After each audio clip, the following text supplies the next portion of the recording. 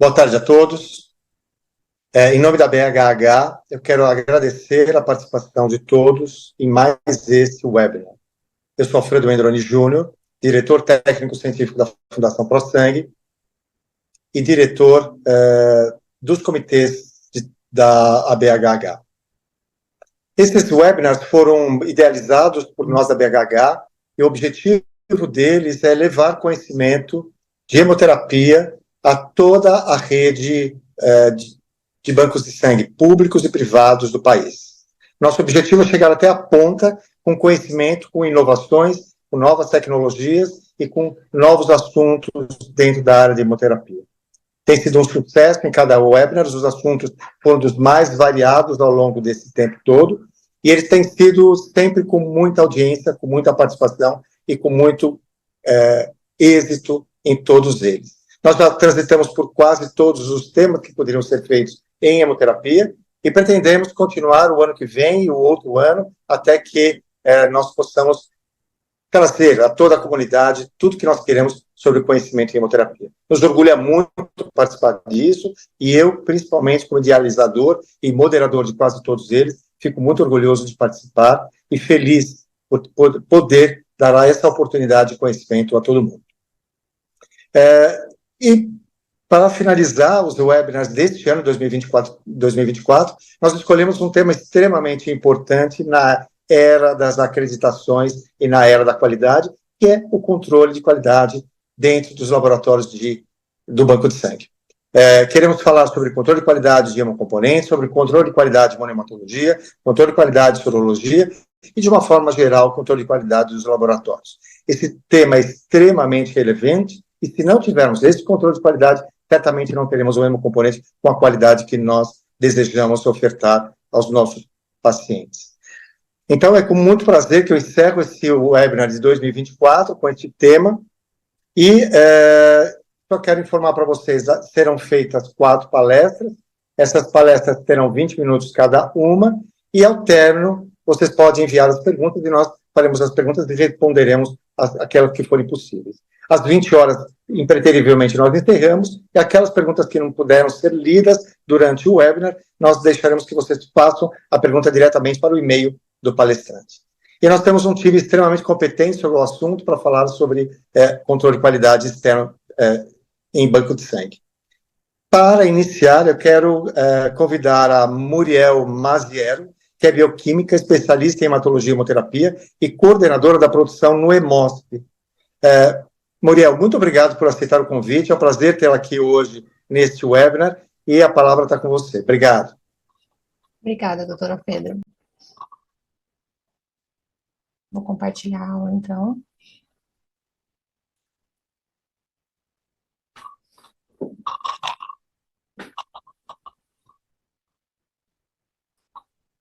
Bem, vamos lá. Primeiro eu queria agradecer a BHH pelo convite, né? É um prazer, realmente é muito relevante falar sobre esse tema. Vou trazer um pouquinho da nossa experiência, então, em relação ao controle de qualidade externo de hemocomponentes. Desculpa. Só um momento, para mim... Tá, só um minutinho.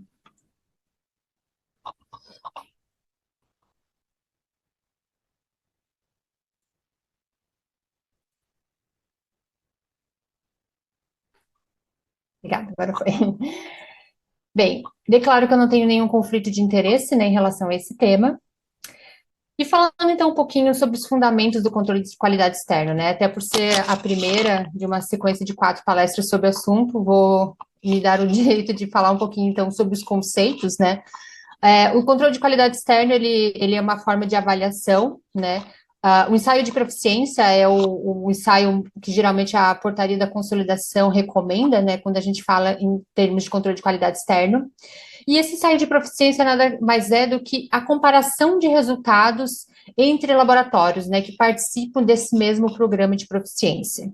Então, falando assim, de uma maneira bem didática, né, para a gente fazer esse ensaio de proficiência, né, que é um dos métodos de controle de qualidade externo, você precisa de um provedor, né, que vai, então, fazer a produção, né, dessas amostras, controles que vão ser utilizadas. Essas amostras controle, obviamente, elas precisam ser produzidas com todo o rigor, porque essas amostras, elas precisam ser o mais homogêneas possíveis, porque todos os participantes têm que estar testando a mesma amostra, né, a gente não pode ter interferências nessa amostra que possam causar um prejuízo para esse participante, então existe todo um rigor na preparação dessas amostras. Essas amostras são distribuídas para os diversos laboratórios que fazem parte desse programa de proficiência. Cada laboratório testa essa amostra dentro ali das suas condições, com seus equipamentos, com seu pessoal, né, conforme a sua rotina.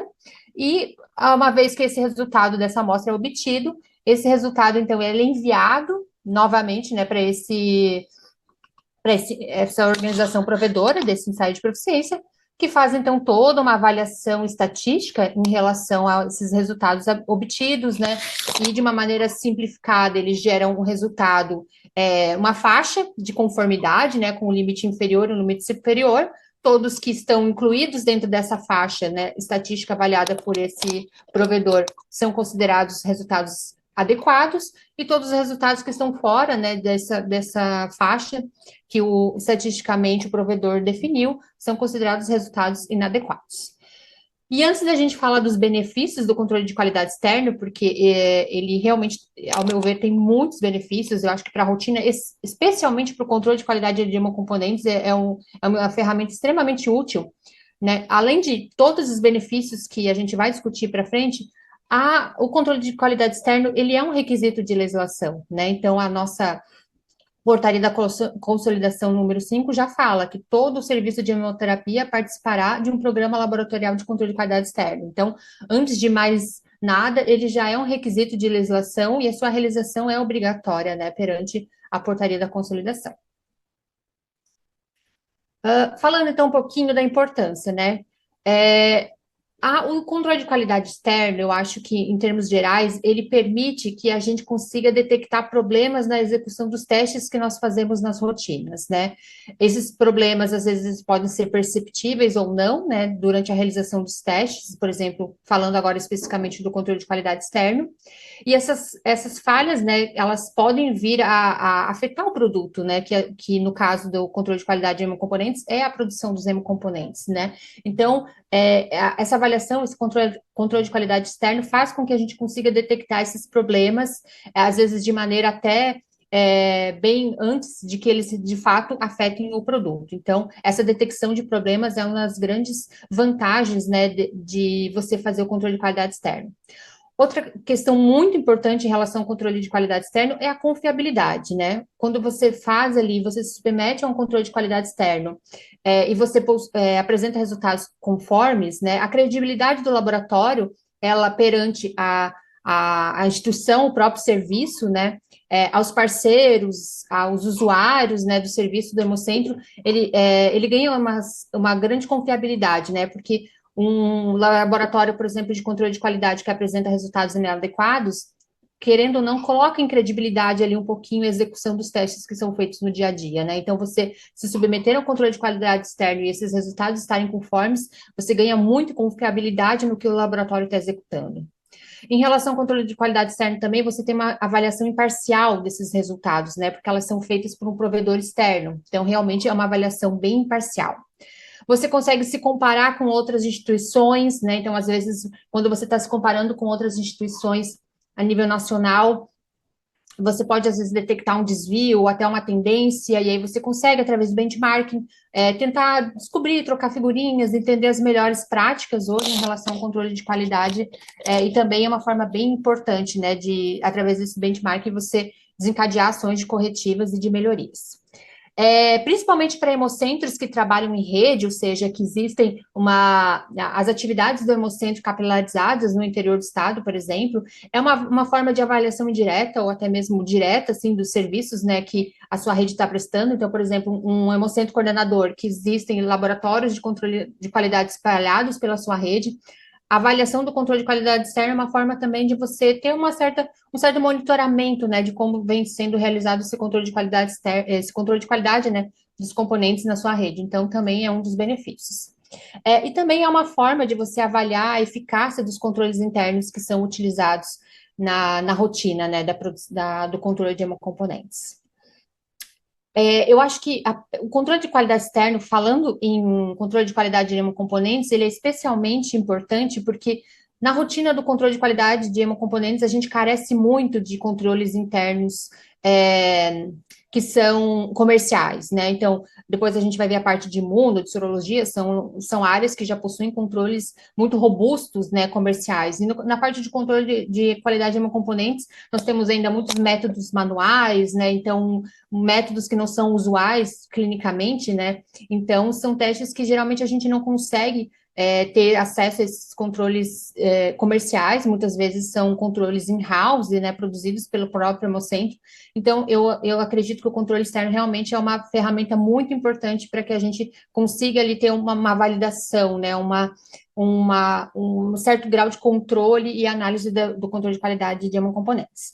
Hoje, os testes de proficiência, no geral, abrangem quase a gama de todos os testes que o controle de qualidade de hemocomponentes faz, como a hemólise, proteína, hemoglobina, hematócrito, os testes de contagens celulares também, que hoje a gente tem muitos métodos manuais, contagens em câmera, né? Então, todos esses testes têm ali a abrangência do controle de qualidade externo, testes de pH, peso, microbiológico, fatores de coagulação, entre outros. Então, toda a gama hoje de testes que são realizados no controle de qualidade de hemocomponentes, hoje a gente consegue, né, ter disponibilidade desses em controle de qualidade externa.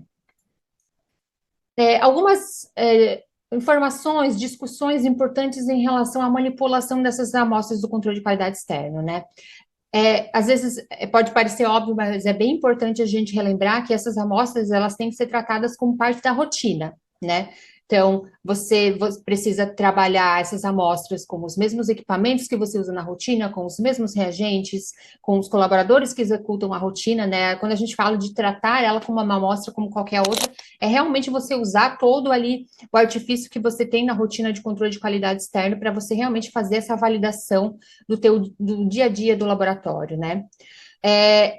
Algumas coisas bem importantes também que a gente vê na prática, né, no dia a dia e conhecendo também um pouco da demanda dos hemocentros.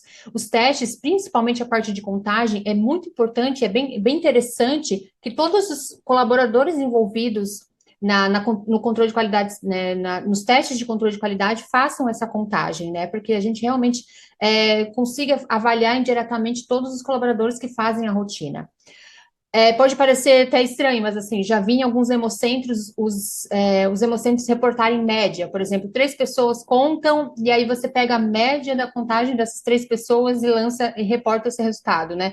Na verdade, você não tá reportando o resultado de nenhuma dessas pessoas, né? Então, evitar o uso dessa média, porque ela realmente não reflete muito a contagem, né, do que está sendo realizada.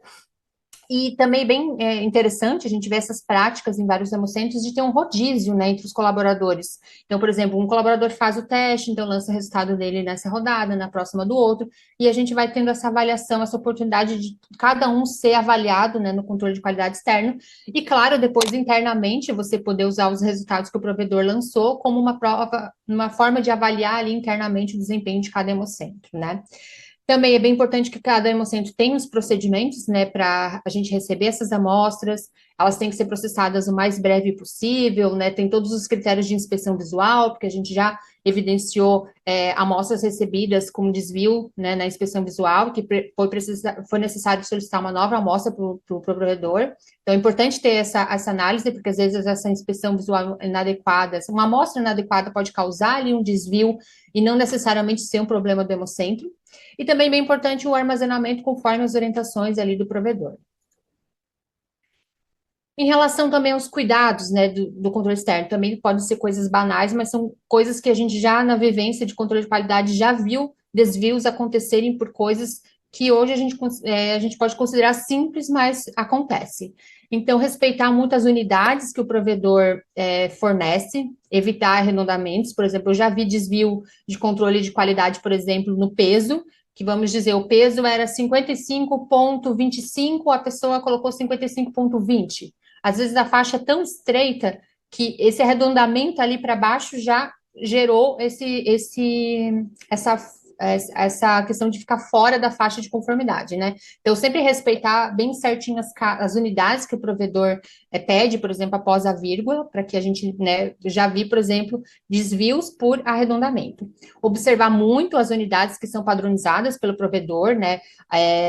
Falando especificamente do Hemocentro, a gente vê essa diferença, né? Eu trouxe, por exemplo, a resultado da plaqueta manual, né? Que o provedor pede resultados 10 na quinta potência, e normalmente, usualmente, a gente usa, falando em termos de microlitro, 10 na 6, então, às vezes, pode gerar essa confusão ali na hora de você lançar o resultado.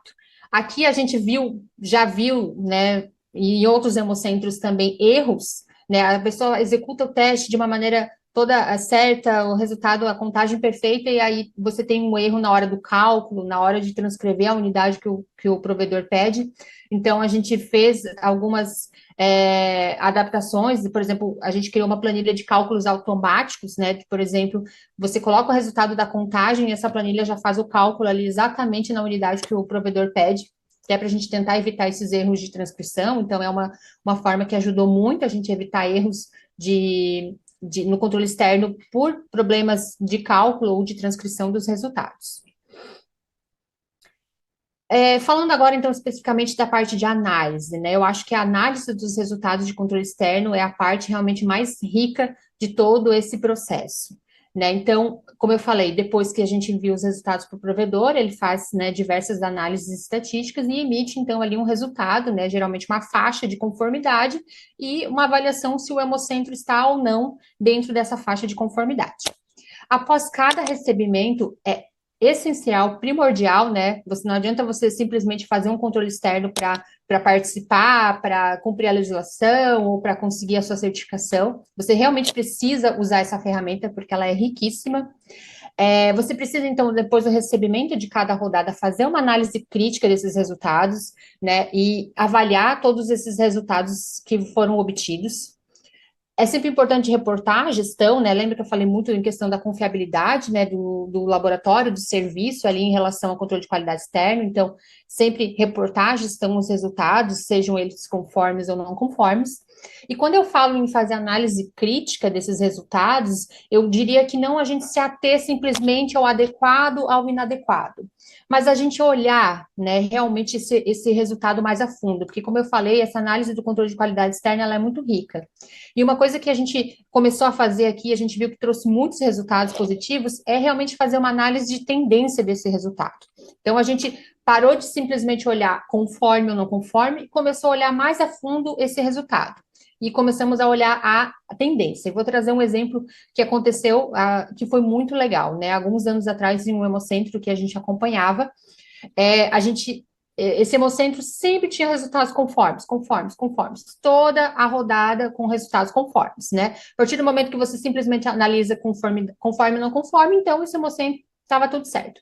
E aí a gente começou a fazer análise de tendência, onde a gente olhava graficamente, né? O limite inferior que esse provedor emitiu o resultado, o limite superior, a mediana, né, que é o valor ali entre esses dois níveis, e qual foi o resultado do laboratório. E aí, quando a gente foi se deparar com um resultado específico de um hemocentro, a gente começou a ver essa bolinha preta aqui, esse símbolo preto é o resultado do limite superior desse provedor, e o vermelho era o resultado que esse hemocentro liberava. E aí a gente começou a ver que em praticamente todas as rodadas, o resultado do provedor estava praticamente igual ao limite superior ou muito próximo, né? Então, aqui, o resultado exatamente no nível superior, muito próximo, próximo. Então, a gente começou a ver que existia uma tendência muito forte aos resultados estarem sempre no limite superior. Até que, num certo momento, o resultado desviou. E aí a gente só percebeu isso quando o resultado desviou. Mas se a gente realmente tivesse feito essa análise de tendência anteriormente, esse resultado estava assim a gente brinca, gritando, né, esfregando assim na nossa cara que ia desviar, porque realmente existia uma tendência muito forte a esses resultados darem acima da média dos outros resultados, né, dos participantes desse ensaio de proficiência. Então, a gente começou a adotar isso, né, como uma forma realmente da gente evitar que esse erro acontecesse, né, então a gente tomou todas as medidas, o laboratório fez aquele benchmarking, avaliou ali todas as questões, revalidou seu processo, e após isso os problemas foram consertados, né? Os resultados começaram a ficar muito próximo à mediana. Mas realmente, assim, essa avaliação de tendência é bem importante, porque esse resultado, como eu falei, já poderia ter sido evidenciado essa tendência muito antes e evitar, né, o desvio e até mesmo, às vezes, evitar que esse problema chegue até a ponta ou até realmente a qualidade do hemocomponente que está sendo fornecido. Então, também explicando de uma forma mais didática como que funciona essa faixa, né? A gente pode fazer uma comparação muito simples com o controle interno, né, que os laboratórios fazem. Então, os controles internos geralmente têm uma faixa superior, né? E uma faixa de limite inferior. Então, os resultados aqui obtidos dentro dessa faixa, elas são considerados inadequados. Os resultados fora dessa faixa, no controle externo, são considerados inadequados. De uma forma simples, essa maneira que os provedores avaliam. E a mediana é essa linha intermediária, realmente é o resultado que o hemocentro precisa estar o mais próximo possível, porque quanto mais próximo da mediana, geralmente mais ali uma tendência de normalidade desses resultados, né? Como eu falei no nosso exemplo, os resultados estavam aqui sempre tendenciando a limites superiores, e isso mostra que existe uma tendência, algum desvio do processo, né? Então, realmente é bem interessante. Também falando em termos de gestão do controle de qualidade externa, é muito legal você fazer acompanhamentos, né, da evolução, do período, né, de como vem ocorrendo o desempenho do laboratório. Eu trouxe aqui alguns exemplos um pouco mais antigos, mas bem importantes. Às vezes a gente tem algum desvio pontual e depois a gente vê que se manteve. Às vezes a gente tem desvios até que são recorrentes, então é importante a gente ter esse controle aí, rodada a rodada, para a gente realmente fazer uma gestão e avaliar, né, até uma certa reincidência dos desvios de controle externo. Então, como eu falei, realmente é uma ferramenta bem rica e bem importante para a gente usar como ao nosso favor, realmente, nas rotinas de controle de qualidade. Bem, então, também falando sobre as análises, né? Todas as tendências e os desvios, eles têm que ser verificados, né? É bem importante, né, fazer essa verificação, não só, como eu falei anteriormente, se ater a um resultado conforme ou não conforme, né? Mas avaliar essas tendências, esses desvios, e não também apenas identificá-los, mas tratá-los, né? Tentar evidenciar. A gente também já teve aqui, alguns anos atrás, uma certa tendência de resultados inferiores no teste de hemoglobina livre. E aí a gente também foi começar a entender, ver como é que os outros hemocentros estavam fazendo, e a gente descobriu que a gente tinha uma metodologia que já estava até meio que ultrapassada. Então, essa análise de tendência do controle externo nos trouxe também essa necessidade de buscar novas metodologias ali nos testes de hemoglobina livre, e fez com que a gente realmente começasse a olhar os resultados e viu que a gente realmente estava começando a ter resultados mais próximos da normalidade, da mediana, ou seja, nos equiparando aos resultados dos demais hemocentros. Então, aqui realmente a gente tem muitos exemplos práticos de como o controle de qualidade externo de fato ajuda na rotina. Como eu falei, quando você analisa essa tendência, você identifica antes do erro de fato acontecer, né? E às vezes esse erro, quando ele é identificado, ele já pode ter atrapalhado a rotina do controle de qualidade, ou pior ainda, ter chegado já ao produto que é produzido, né? Que é avaliado nessa rotina, que é o controle, o hemocomponente, a produção do hemocomponente. Então, realmente fazer essa análise de tendência é bem importante.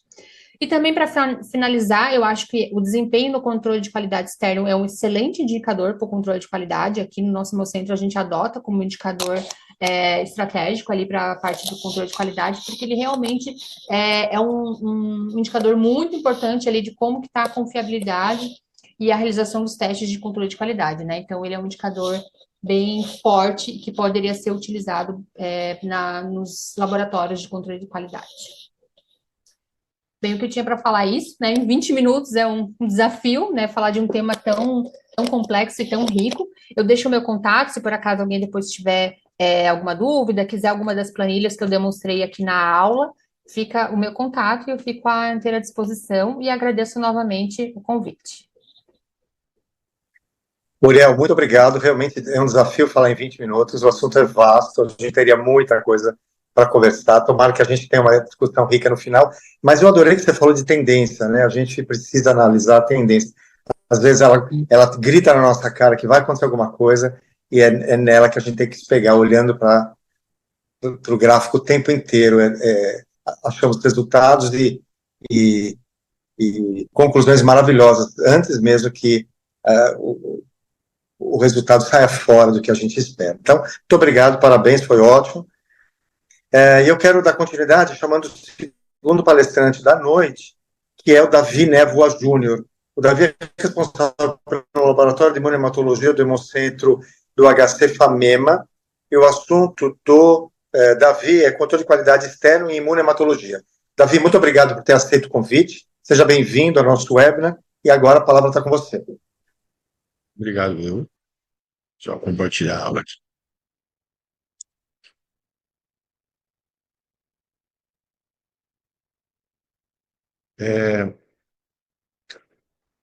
Antes de tudo, quero agradecer o convite da BHH e, e ele estar participando do evento com um tema tão importante que é o controle de qualidade externa. Bom, eu vou falar um pouquinho de controle de qualidade externa em imunomatologia, né? Eu declaro que não há conflito de interesse, parte. Controle de qualidade externa, como já foi mensurado, é uma ferramenta de avaliação do desempenho laboratorial, né? A gente acaba, como foi a Muriel falou mesmo na explanação passada, comparando resultados entre laboratórios de referência.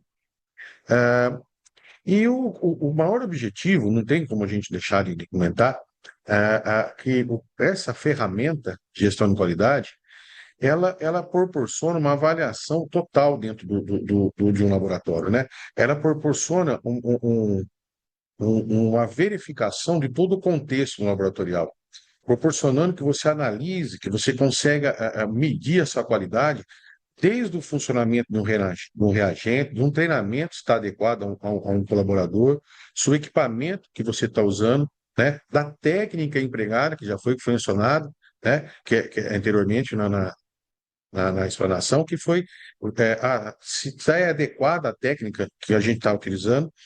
É interessante também falar que a imunomatologia tem os seus controles de qualidades, que a gente vai mensurar aqui um pouquinho diferente. É, e também tem aquela questão de educação continuada, com alguns controles de qualidade que acabam trazendo avaliações teóricas para a gente sempre estar se atualizando e não perder alguns conceitos que são muito importantes no laboratório. E com isso, né, já foi mensurado que você acaba demonstrando através dessa ferramenta se o seu laboratório tem alguma dificuldade, né? Se o seu laboratório tem algum déficit que você tem que corrigir. Então, com isso, né, você consegue ter uma confiabilidade melhor de seus testes, aumentando-se uma segurança transfusional. Já foi mensurado que a questão da legislação, que a legislação já preconiza a gente participar de um controle de qualidade externa, que é do serviço de hemoterapia, e para quem é uma ferramenta já, né, mensurada que realmente é um pré-requisito para quem busca uma certificação, uma acreditação de qualidade. O controle de qualidade externa de imunohematologia, na verdade, ele tem se mostrado hoje que tem dois tipos de controle. A gente vai falar um pouquinho quais são os controles que tem e como a gente trabalha com essa ferramenta, não só a questão dos resultados. Hoje, praticamente, o controle oferecido no mercado, os controles de qualidades em imunohematologia, são avaliações teóricas e exames de proficiência. Essas avaliações teóricas, aquilo que eu já falei, ela traz alguns assuntos que são muito pertinentes ao setor, que hoje a gente está verificando a necessidade de alguns conhecimentos de conceitos que não podem ser esquecidos, e conceitos novos. Alguns medicamentos como a gente trabalha, por exemplo, daratumumab, né? Como que a gente vai atuar quando a gente se prepara com isso. Mas é uma coisa que a gente é difícil você ter um controle de qualidade prático em cima disso. Mas você consegue ter como? Uma questão educativa através da avaliação teórica. E as avaliações práticas, imunohematologia, que é um conceito assim, que o serviço que faz imunohematologia é desde um hemocentro até uma agência transfusional. Quem tem que utilizar esse controle de projeção? Todos. Então, a gente tem que tomar um pouco de cuidado como a gente trabalha com essa ferramenta do laboratório de imunohematologia. Porque você pode ter um controle, você tem, aliás, um controle de qualidade de menor complexidade e um de maior. E uma questão interessante, que a questão de desvios padrões ou não, os exames avaliados no laboratório de proficiência em imunohematologia não são quantitativos, assim, qualitativos, né? A gente vai ver isso. Porque você tem um cúmulo explosivo, você não tem essa tendência, é difícil de a gente falar na tendência de variações de intensidade, porque sempre a avaliação em cima até hoje no mercado, a gente nos controles são qualitativos. Existem vários controles no mercado, né? Para a gente trabalhar com controle de qualidade, que é uma ferramenta que já foi mencionada, tão importante, o serviço de imunoterapia tem que realmente saber qual é o nível, né, de se conhecer a si mesmo para estar trabalhando adequadamente com o controle de qualidade externa. Se você trabalha com receptores, que já foi falado, você trabalha, o que você faz com o receptor? Eu sou um serviço de hemoterapia que eu faço tipagem, prova cruzada e pesquisa de corpo regular. Então, você busca um controle de qualidade da sua realidade, que você consiga mensurar seu procedimento dentro do laboratório. Você vai verificar se esses processos seus estão corretos. Não, Davi, eu faço identificação de anticorpo, eu abro mão, mas eu atendo outros serviços, eu faço ou sou uma agência que identifica anticorpo, faço uma coisa mais complexa. Então, é um outro tipo que você tem que buscar. Então, essa diferença há aí na imunohematologia. Um controle de qualidade mais básico ou um mais avançado. Depende do que você trabalha, com o que você se propõe a fazer.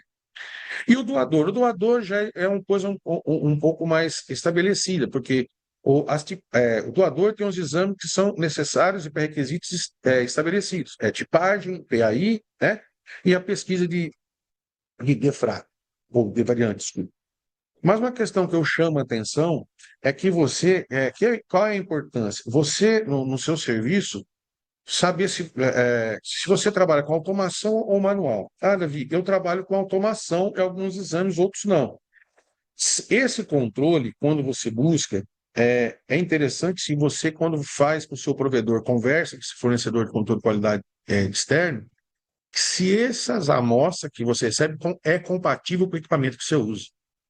Porque dentro da imunohematologia, você tem equipamentos que recebem essas amostras e conseguem fazer uma adaptação para você estar trabalhando. Eu consigo ver uma tipagem, eu consigo colocar essa tipagem. Alguns não permitem isso, né?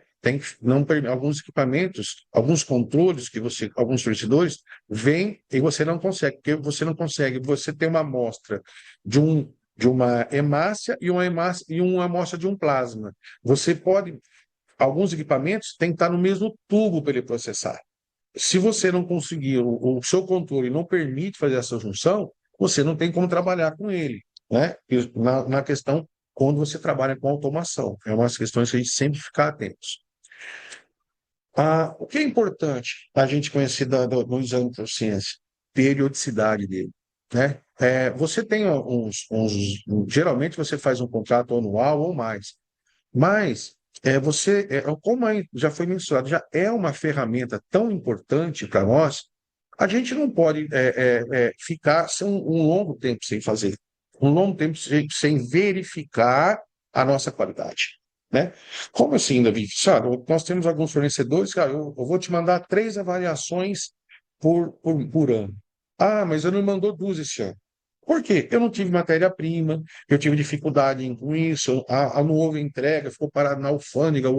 Então, isso a gente tem que tomar muito cuidado, porque senão, quando você participa de uma gestão de qualidade, você tem um serviço certificado, provavelmente você vai receber uma sugestão de melhoria, no mínimo, uma não conformidade, porque você está deixando um tempo muito longo sem uma ferramenta importante, que é o controle de qualidade externo. Em suma, os exames que são trabalhados no controle de qualidade de imunohematologia são os mesmos, são classificação sanguínea, pesquisa de variante, teste de dieta anticombulina humana, fenotipagem RH e QEL, pesquisa de anticorpos regulares, a identificação de anticorpos regulares e provas de compatibilidade. Em resumo, é isso. Dependendo da complexidade do seu controle, você vai ter que utilizar várias ferramentas, vários processos dentro do seu laboratório que você vai conseguir para chegar no resultado final, aliás. Por exemplo, na identificação, se você identifica um anticorpo de alta complexidade, você tem múltiplos anticorpos dentro do material, você vai ter que usar ou um painel de hemácia selecionada, ou você vai ter que fazer luato, né? Você vai ter que abrir mão de mais testes para você conseguir chegar no resultado. Nós temos alguns exemplos aqui do controle quadrado que a gente já trabalha, a nossa experiência está mais de, pelo menos quando eu entrei em 2002 aqui no Hemocentro, nós já trabalhávamos com a controle de qualidade da BHH, nós praticamos, utilizamos o controle de qualidade avançado e o básico, porque a gente acha que alguns controles se complementam. Eu acho muito importante isso, né? Davi, eu estou analisando, eu adquiri um controle de qualidade, eu estou trabalhando com essa ferramenta, mas falta algo mais. Então, o controle básico da BHH, onde tem 8 avaliações teóricas, 4 práticas, sendo que você recebe, né? 2 suspensões de hemácia, 2 soros, e ele, na verdade, é de média complexidade. Você consegue complementar uma complexidade maior com o soro, com o avançado. Mas, por experiência própria, eu acho que se você ter só avançado, deixa um pouquinho, eu acho que interessante é ter os dois. Então, essa questão, por quê, Davi? Porque acaba complementando algumas ferramentas. Então, isso é bom a gente estar verificando também quando a gente trabalha com controle de qualidade, que tipo de controle que a gente está trabalhando. Não tem como mensurar que, né, que os serviços públicos e privados que atendem o SUS acabam recebendo um controle do Ministério da Saúde, da Coordenação Geral de Sangue e Hemoderivados, ao qual ele tem um controle e você cadastra, o Hemocentro acaba cadastrando os seus serviços, né? Quais são os tipos de complexidade que ele faz, e ele começa a receber esse controle. Só que assim, o que eu posso falar do controle da avaliação externa da qualidade do Ministério? São controles de menor a média complexidade. Ainda não tem um de alta complexidade. Mas é uma ferramenta muito importante, a gente vai ver depois por quê. Ah, como utilizar? Como utilizar esse controle de qualidade dentro do meu laboratório de imunomatologia? Aqui tem um max fluxo que já foi mensurado isso, você recebe, você tem que armazenar, distribuir, realizar os testes, compilar esses dados, enviar e tratar desses dados, né? Quando você acaba, você recebe uma amostra, o que você checa? É interessante que o serviço tenha um PO para isso. Ele tem um PO, como o colaborador vai receber essa amostra, que ele vai checar. Já foi falado isso, né? E se, por exemplo, eu recebo uma amostra, eu vejo se a amostra tem escurecimento, tem uma turvidez, tem algum corpo estranho, se o lote está certo, se o kit não veio vazando, se não veio quebrar a caixinha. E assim, Davi, o meu colaborador, é interessante que tem um POP, né, um procedimento operacional padrão, descrito como, se no caso aconteça alguma intercorrência, como ele fazer. Tem que esperar alguma coisa, que é interessante que a gente tenha, como é uma gestão de qualidade bem realizada, a nós sabermos trabalhar passo a passo, inclusive com o controle de qualidade externa. A gente não tem isso para amostra no nosso dia a dia? Nós temos. Então, temos que ter também com o controle de qualidade externa. Desculpa. Deixa eu botar aqui. E alguma não conformidade, toda ela tem que ser registrada e tratada.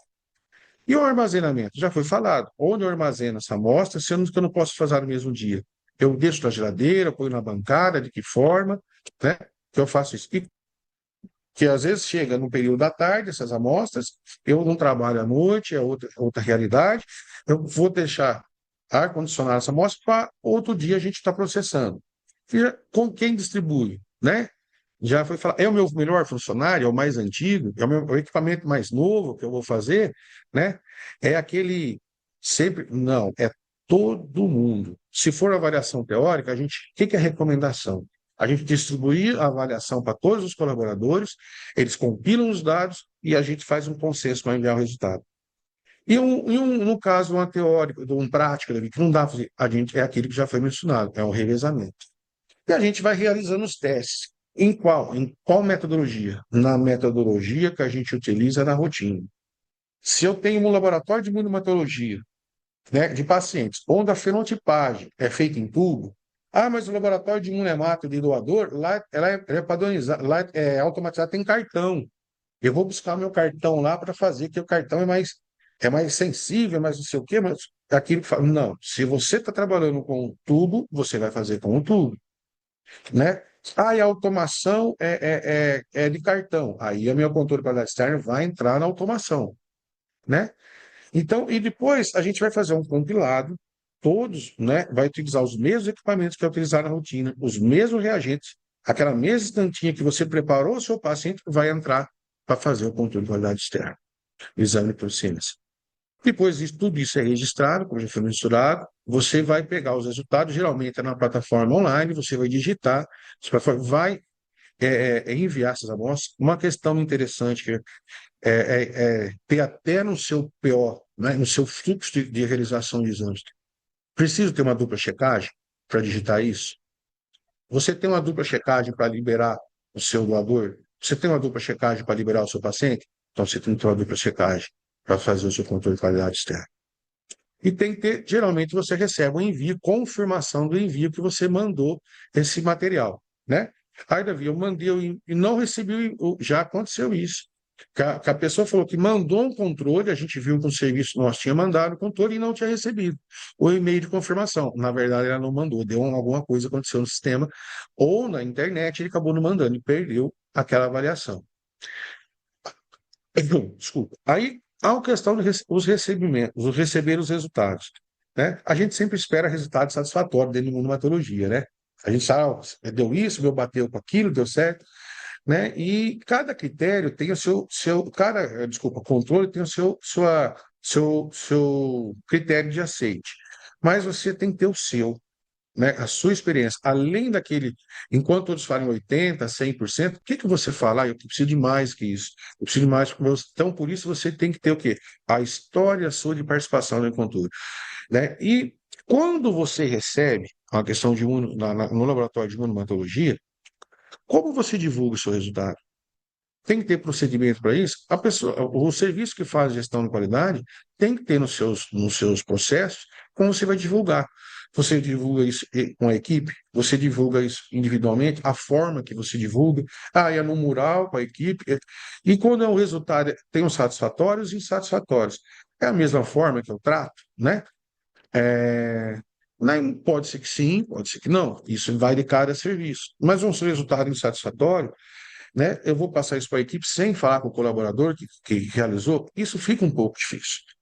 Então, assim, a gente tem que saber como a gente trabalha com as ferramentas que a gente possui. Porque eu posso cometer erros também um resultado laboratorial. Toda a equipe vai saber, mas de que forma? Antes vai ter o colaborador que vai estar informado e a gente vai estar sentando para resolver. Independente, a gente faz análise crítica, como já foi mensurado, tanto o resultado como satisfatório ou insatisfatório. A gente também vai, mesmo satisfatório, a gente quer ver o nosso desempenho lá dentro, a nossa história nisso. Então, se for um satisfatório, é diferente, né? Pior, né?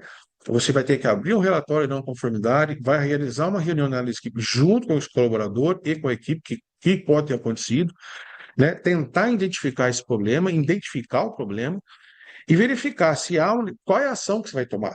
Se é uma ação corretiva, se é uma adequação da rotina, necessidade de investigar, trocar o reagente, treinar um colaborador novamente, registrar essa ação e ver se essa ação sua está tendo efetividade.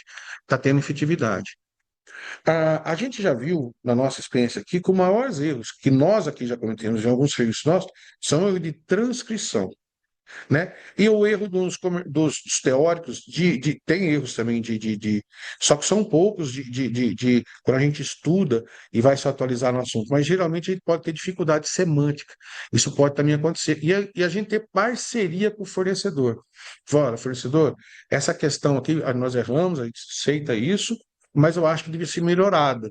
Nós temos dificuldade. Aí, quando a gente troca essas informações com outros serviços que também praticaram, essa avaliação, aí você viu que, por exemplo, 80% acabou errando aquela questão, e você mensurando para o seu fornecedor, que foi uma questão de dificuldade de entender o conteúdo, na verdade, essa questão pode ser até mesmo anulária para alguns órgãos. Falando do AEQ e toda a ferramenta de controle de qualidade externa, né, ela acaba subsidiando os nossos laboratórios a informações que a gente pode melhorar, e sempre temos que melhorar. A Coordenação Geral de Sangue e Derivados, o AIQ, ele subsidia algumas fragilidades, alguns serviços. A gente vai ver isso aqui. Por quê? Porque ele consegue, esse é um exemplo que teve aqui, um trabalho que foi realizado no, no- na última, no ano de 2023, que houve muitos acertos, mas houve erros ainda. E esses erros dentro de uma R-morrer nós. E esse verificou que o principal erro era a falha de transcrição do resultado ou erro técnico. E como a gente trabalha com esse erro técnico, como é que a gente faz isso? A gente vai vai mensurar esse erro e vai criar uma ação em cima disso. Será que essa ação minha está sendo eficaz? A coordenação também faz isso. Ela acaba o quê? Fazendo algumas oficinas, ou ela acaba acionando o hemocentro coordenador, porque a sua região teve alguns serviços de hemoterapia que teve dificuldade. Aí você vai acabar tomando algumas ações e vai ver se as suas ações corretivas surtiram efeitos. Como? Através de indicador de qualidade. Você acaba pegando esse instrumento tão importante e faz ele no indicador de qualidade. Você mede isso anualmente e vê qual que é a sua resposta frente ao seu controle de qualidade externa. Isso, o que faz? A gente consegue também mostrar para a direção, com os órgãos superiores a nós, como que a gente está trabalhando com esses dados. Então, isso foi uma forma, mais ou menos, de como a gente trabalhar com essa questão, que é uma ferramenta tão importante, que é o controle de qualidade externa. Obrigado.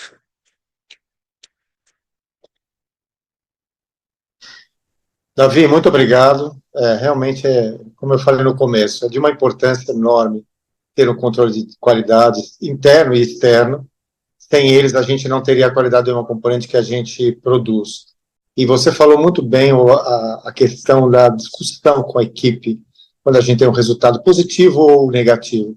A gente tem sempre que trazer a equipe para junto do controle de qualidade. Só assim a gente contamina todo mundo com a importância disso. Muito obrigado por ter aceito o convite e parabéns pela apresentação. Dando continuidade nessa tarde, eu quero convidar a Vanderleia Valente, biomédica, gerente do Laboratório de Sorologia do Hemocentro de Ribeirão Preto, e ela vai falar para nós sobre controle de qualidade externa em sorologia. Vanderleia, obrigado por ter aceito, não é a primeira vez que você fala aqui nesse webinar, então agradeço muito você estar aqui conosco mais uma vez. A palavra está com você. Obrigada pelo convite, eu agradeço a BHH pelo convite, para a Renata, e eu também declaro que não tenho nenhum conflito de interesse, e embora o pessoal tenha falado muito de controle de qualidade, é bem semelhante de vocês, mas eu vou especificar bem o nosso, né? Que está aqui.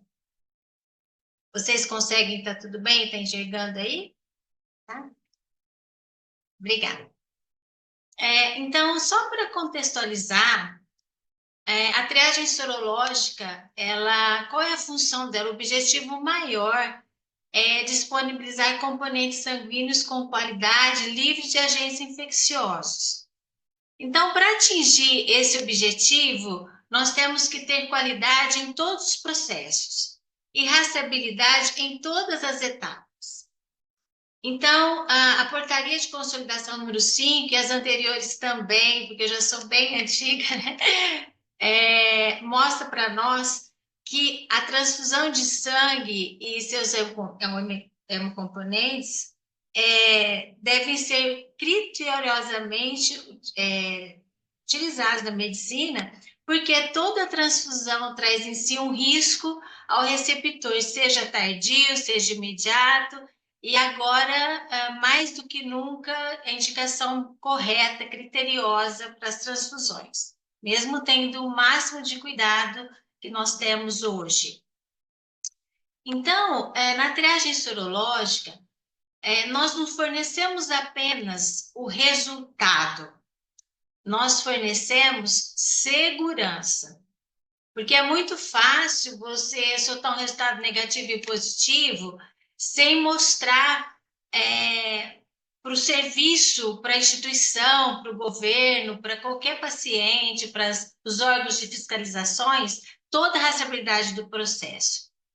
Então, as portarias que nós temos hoje, elas são bem, até está muito mais fácil a gente trabalhar, porque ela é bem explicativa, e também quem participa, que a maioria dos serviços já tem os sistemas de qualidade, para participar em processos de qualidade, certificações. Então, o processo do laboratório de sorologia é bem amplo e é muito importante que nós tenhamos o controle em todo o processo, desde a coleta, transporte de amostras, inspeção no recebimento das amostras, validações de todos os processos antes de utilizar os reagentes, os insumos, realização dos testes, as análises corretas dos testes, a disponibilização dos resultados e para que tenhamos segurança em todo o processo, nós temos que participar em programas de proficiência, que é o controle de qualidade externo, que é o tema da palestra de agora, e também temos os controles de qualidade internos monitorados diariamente. Então, no Brasil, quais são os testes obrigatórios que nós temos que ter para ter essa segurança transfusional? Então, nós temos para hepatite B, que fazemos os testes para 2 marcadores, que é o HBsAg, o anti-HBC, o total. Para hepatite C, o anticorpo ou antígeno-anticorpo mais o NAT. O HIV também, o anticorpo ou o antígeno, o anticorpo mais o NAT para HIV.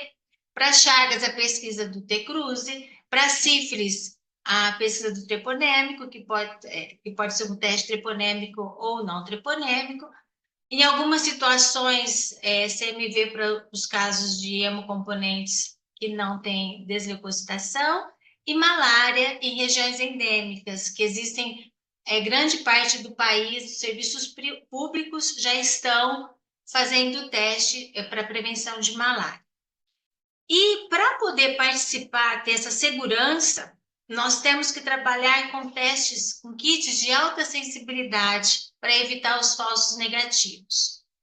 E esses kits, eles devem ser registrados obrigatoriamente na Anvisa e em laboratórios específicos para triagem sorológica de doadores. Então, tem que ficar muito claro que só pode fazer os testes de triagem sorológica em laboratórios específicos para isso. Laboratórios só para diagnóstico não podem fazer os testes para a liberação das bolsas e das células. Então, essa portaria de consolidação número 5 mostra para nós que nós temos a obrigatoriedade de participar em programas de controle de qualidade externos, teste de proficiência, e também ter um sistema de gerenciamento de controle de qualidade interno em todo o sistema que executamos na sorologia. Então, o que a gente tem que ter essa tranquilidade que nos laboratórios que fazem as triagens sorológicas para hemoterapia, existe uma obrigatoriedade de utilizar, para liberar as rotinas, tanto os controles que vêm no próprio kit, que são os conjuntos de reagentes, como eu disse, tem que ser previamente validados, e o controle de qualidade interno positivo, porque que é uma outra palestra, um outro momento para falar disso, mas sem isso, não adianta você só participar de controle de qualidade externa. Então, o que garante toda essa segurança é garantir que os controles do kit foram válidos, conforme a determinação dos fabricantes, nas quantidades que eles mandam a gente realizar, os calibradores de equipamento e o controle de qualidade interno positivo, se ele foi válido. E entrando agora no tema da nossa palestra aqui, né? Sobre o controle de qualidade interna. Então, quais os principais objetivos de utilizar um controle de qualidade interno em sorologia?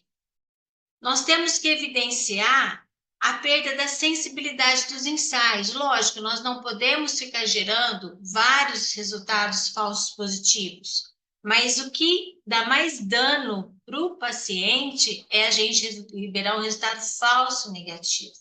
Então, o controle de qualidade interno, né, ele acaba também, falei errado, é o interno, ele acaba fazendo essa avaliação. E o interno a gente usa para variação, lote a lote, remessa a remessa, porque às vezes um lote tem uma sensibilidade maior ou menor, então nós temos que estar olhando esse controle interno. E também ele avalia erros aleatórios ou sistemáticos. Então, essa é a função do controle de qualidade interno. Agora, a questão do controle de qualidade externa, que esse é o tema da nossa palestra, né? Nós temos para usar por quê? Nós vamos medir a variabilidade e mantê-lo dentro dos limites aceitáveis sem comprometer o resultado. Por quê? Além de liberar um resultado reagente ou não reagente, nós temos que não só falar que ele é reagente ou não reagente, os valores devem ser sempre próximos daqueles que são verdadeiros positivos. Se é um valor alto, tipo, se tiver um cutoff de 1, o normal é dar 4, eu não posso encontrar um resultado que dê 2, porque ele é um reagente, mas ele está muito diferente do que é esperado. Então, não só em termos de conclusão de resultados, mas de valores também a gente tem que ficar muito atento com isso. E ele monitora também a exatidão dos processos. Por quê? São amostras cegas que nós trabalhamos, então, para ver se realmente tanto o critério de positivo ou negativo, reagente ou não reagente, e os valores dentro daquela faixa está aceitável. E também a função dele de obter um valor real para o paciente, para o caso doador, um valor real preciso. E esse teste tem que ser reprodutivo, o resultado dele. Todas as vezes que nós fizermos esse teste, em rotinas, em baterias diferentes, ele tem que reproduzir próximo daquele valor e o reagente ou não reagente. Então, é uma obrigatoriedade de participar de programas de proficiência. Aqui, a nossa experiência do Hemocentro de Ribeirão Preto, nós participamos em 2 programas de controle de qualidade, que é o da Coordenação Geral de Sangue e Hemoderivados, que ele os seus serviços públicos podem se inscrever e participar. Quem não participa pode procurar o pessoal da Coordenação do Sangue, fazer a inscrição, tem toda uma documentação exigida. Ele é gratuito, esse programa, ele é oficial e gratuito. Ele não é punitivo e ele é confidencial, então os participantes são anônimos, né? O grupo 1 não fica sabendo qual é o serviço que acertou, que errou, só tem a quantidade de participantes. Ele também é educativo, porque além da parte teórica que acontece, eles dão a parte teórica, são 2 vezes ao ano, e 3 vezes a parte prática, que são as amostras. Ele também nos ajuda a corrigir algumas falhas no processo, na parte educativa, tanto do teórico quanto prático. Ele avalia o desempenho técnico frente à realidade nacional, porque aí nós podemos comparar, dentre os serviços participantes, quais os resultados nossos, não só em termos de resultados, mas ali aparece qual é a metodologia para aquele marcador sorológico que está sendo utilizado, o equipamento. Se você, por exemplo, você usa uma metodologia, um equipamento que tem 1 ou 2 fornecedores só, você já está fora do grupo. Então, dá para a gente ter uma noção para estar trabalhando junto, para ver o que é melhor para a sua instituição. Também ele avalia, ele propicia análises fiscais de controle de qualidade dos insumos nacionais. Por quê?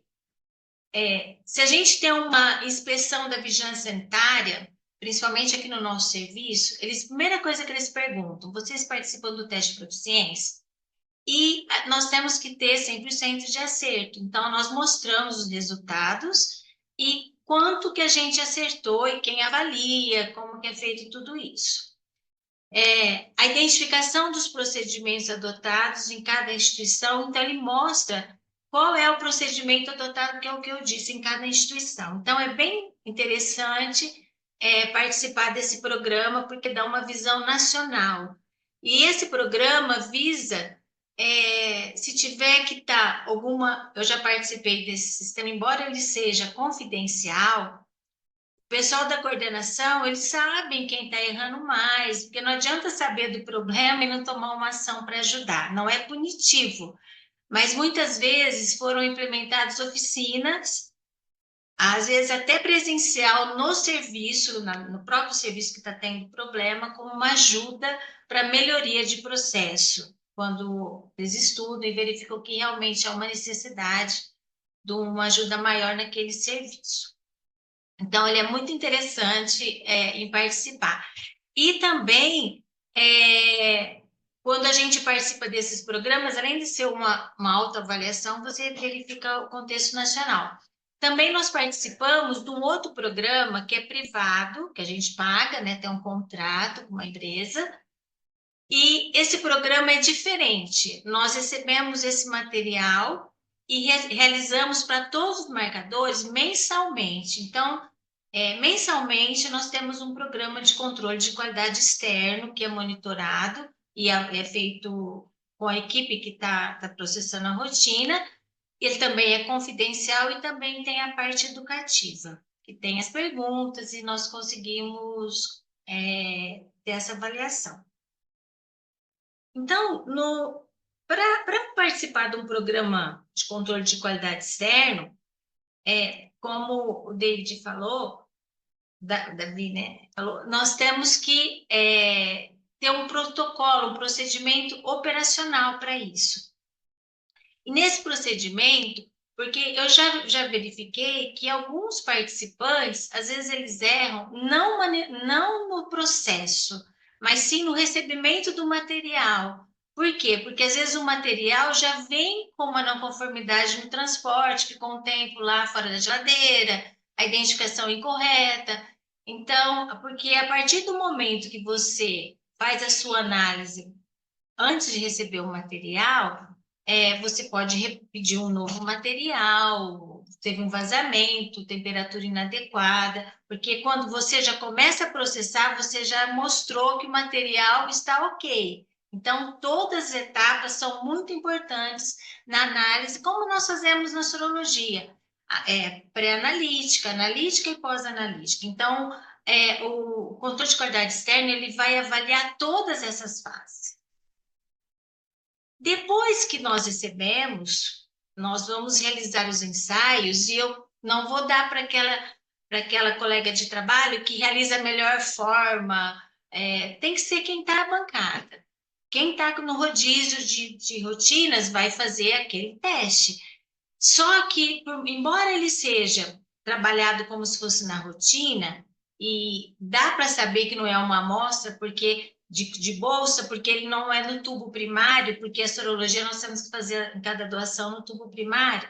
Nós temos que fazer, às vezes, alíquotas, e até uma forma de avaliar se existe uma contaminação no laboratório. Então, nós fazemos alíquotas para colocar nos equipamentos. E cada um faz a sua rotina do jeito que tem que fazer normal. Se tiver que repetir, deu positivo, repetir em duplicata, como é feito mesmo na liberação das bolsas. Quando fizemos tudo isso, aprovamos a rotina, se passou no controle de qualidade interno, do kit e tal, nós vamos digitalizar os resultados, enviar os resultados, porque vai pelo sistema, né, também dos dois programas. Quando recebemos os resultados, a gente avalia na equipe, fazemos uma análise crítica dos resultados e divulgamos tanto para a equipe do laboratório, com lista de presença, quanto para a gestão da qualidade, que vai ser discutido na alta direção e nos indicadores da qualidade, para saber se a gente acertou ou não. E isso é feito a cada remessa, tanto do externo quanto do interno. E a mesma coisa nas questões teóricas, na avaliação teórica. E no nosso caso, a gente tem que ter sempre 100% de acerto. Não podemos admitir nenhum teste que seja discordante, como um falso positivo ou um falso negativo. Graças a Deus, a gente sempre teve 100% de acerto. Mas nós já temos as ferramentas prontas no sistema de qualidade. Sempre, se acaso acontecer de ter menor que 100% de acerto, nós temos que abrir uma não conformidade, realizar ações corretivas e, se necessárias, preventivas. E tudo isso é registrado para que fique em evidência tanto para as auditorias quanto para o Ministério, para o pessoal da Vigilância Sanitária, e fica nesses nossos arquivos. Então, quais são as causas mais frequentes de erros no controle de qualidade externa? Identificação da amostra, que às vezes pode ter contaminação ali, trocou a amostra, era 1, coloca na 2. A transcrição de resultados, então, como não consegue ter o interfaceamento de resultados da máquina, porque você tem que digitar no computador para enviar o resultado. Então, ali a gente já passa um pouco daquela fase de mecânicos, né? Que a gente está muito automatizado, e é uma forma de você pensar, olhar, ler o documento para ver se ninguém está errando. Diluição, erros de cálculos, às vezes a manutenção preventiva e a calibração está ausente ou inadequada. Não sabe interpretar resultado. Às vezes o funcionário está treinado errado. Às vezes o reagente ou a metodologia não é adequada para aquele teste na triagem de doadores. Às vezes sensibilidade de lote, problema do kit, etc. E quando acontece algum problema que a gente evidenciar que o problema é o kit, nós temos que entrar com registros de queixa técnica junto à Anvisa. Nós temos que notificar a Anvisa que aquele reagente está com problema, né? Que não é culpa nossa, mas é do reagente. Então, se a gente calar, a responsabilidade é nossa. E quais os benefícios para a participação desse controle de qualidade externa? Então, em termos de recursos humanos, é uma ferramenta que avalia, permite aprimorar o trabalho desenvolvido, porque além da parte teórica que a gente estuda, avalia o processo total, padronização dos procedimentos sorológicos, organizar, ver se o ambiente está adequado quanto à temperatura, umidade, os materiais, avaliar os fornecedores, se a metodologia está adequada, se tem diferentes desempenhos dos equipamentos, porque normalmente nós temos mais de um equipamento, e ele demonstra e mostra se os nossos resultados estão seguros e confiáveis. Então, para finalizar, o controle de qualidade externo, ele nos ajuda como uma prevenção e detecção de erros. E ele é muito importante para obter uma alta eficiência dos resultados sorológicos e, consequentemente, um aumento na segurança transfusional. Então, não fica só mostrando o que dos nossos resultados dentro do serviço, mas nós conseguimos mostrar que os nossos resultados, que os nossos exames são seguros e que os pacientes podem ficar tranquilos com o nosso trabalho. Também estou à disposição, qualquer dúvida pode entrar em contato comigo aqui no Hemocentro de Ribeirão Preto. Muito obrigada. Obrigado, Wanderleia, pela apresentação. Dando continuidade a essa tarde de hoje, eu gostaria de convidar Leonardo Scalon de Oliveira. O Leonardo é responsável pela garantia da qualidade e assuntos regulatórios da Crioprax Criobiologia. O assunto do Leonardo será indicadores relacionados ao controle de qualidade de laboratórios. Leonardo, muito obrigado por ter aceito o convite. Seja muito bem-vindo. E a palavra está com você. Boa noite a todos. Muito obrigado, doutor Alfredo. Muito obrigado aos colegas Davi, Muriel e Wanderleia. E eu fico na missão aqui de dar continuidade a essas brilhantes apresentações. Bom, então eu vou falar um pouco sobre os indicadores relacionados ao controle de qualidade dos laboratórios, e eu começo com uma pergunta, uma reflexão. Por que os indicadores de qualidade, eles são importantes, em especial para os laboratórios de controle de qualidade? Então, primeiramente, é importante a gente fazer um contexto regulatório. A nossa instrução normativa, número 5 de 2017, ela prevê lá no artigo 239 que o serviço de hemoterapia deve ter políticas e ações que assegurem a qualidade dos produtos, dos serviços, garantindo que os nossos processos ocorram em condições controladas. E lá no inciso 2º, ele preconiza que o desempenho dos processos será acompanhado por meio dos indicadores de qualidade, bem como as definições de metas. Obviamente que, para ser um indicador, eu preciso ter as metas definidas, senão não faz muito sentido. E dentro do contexto da BB-ABHH, é muito importante lembrar que lá o item 9.3 da 6ª edição do padrão de banco de sangue e serviço de transfusão, preconiza que as instituições, as organizações, elas devem rastrear e identificar as tendências nas informações relacionadas ao seu desempenho, bem como identificar as oportunidades de melhoria contínua, de maneira contínua e de maneira conforme. E é importante, como a Muriel muito bem destacou, identificar tendências é muito importante. E, como controle de qualidade, isso está muito nas nossas cabeças, mas é importante lembrar que pode ser definida como um conjunto de atividades técnicas e operacionais, e isso é utilizado para monitorar e eliminar as causas de performance insatisfatória. E um item que sempre vem às nossas cabeças, quando a gente fala de indicador, de controle de qualidade, obviamente, é a qualidade do final do produto, bem como o número de amostragens que a gente utilizou para dar confiança de que o nosso produto cumpriu os requisitos intrínsecos dele, os legais e, obviamente, aqueles de certificação e acreditação, caso os serviços sejam acreditados ou certificados. E, afinal de contas, o que são os indicadores? O indicador é aquilo que indica, aquilo que monitora algo. Então, aqui uma representação muito clara, muito precisa, na minha opinião, sobre o que é um indicador, que é um sismógrafo, identificando que teve ou que vai ter um terremoto a qualquer momento. E o indicador é uma metodologia, então, que permite medir, que permite monitorar aspectos de um determinado procedimento. Ele traduz de uma maneira muito objetiva, de forma mensurável, uma realidade. Então, é a maneira de tornar o operacional e a sua observação do processo algo tangível, algo mensurável. E, obviamente, avaliar e propor, através das análises, as ações preventivas. É um retrato aproximado de um determinado processo. Se a gente for ficar aqui falando de definições de indicadores, a gente vai passar talvez o resto da noite e não vai ser um tema que se esgote. E como características, é muito importante que os indicadores eles estejam em conformidade com a política da qualidade. E fazendo um parênteses, a política da qualidade é o compromisso assumido pela instituição.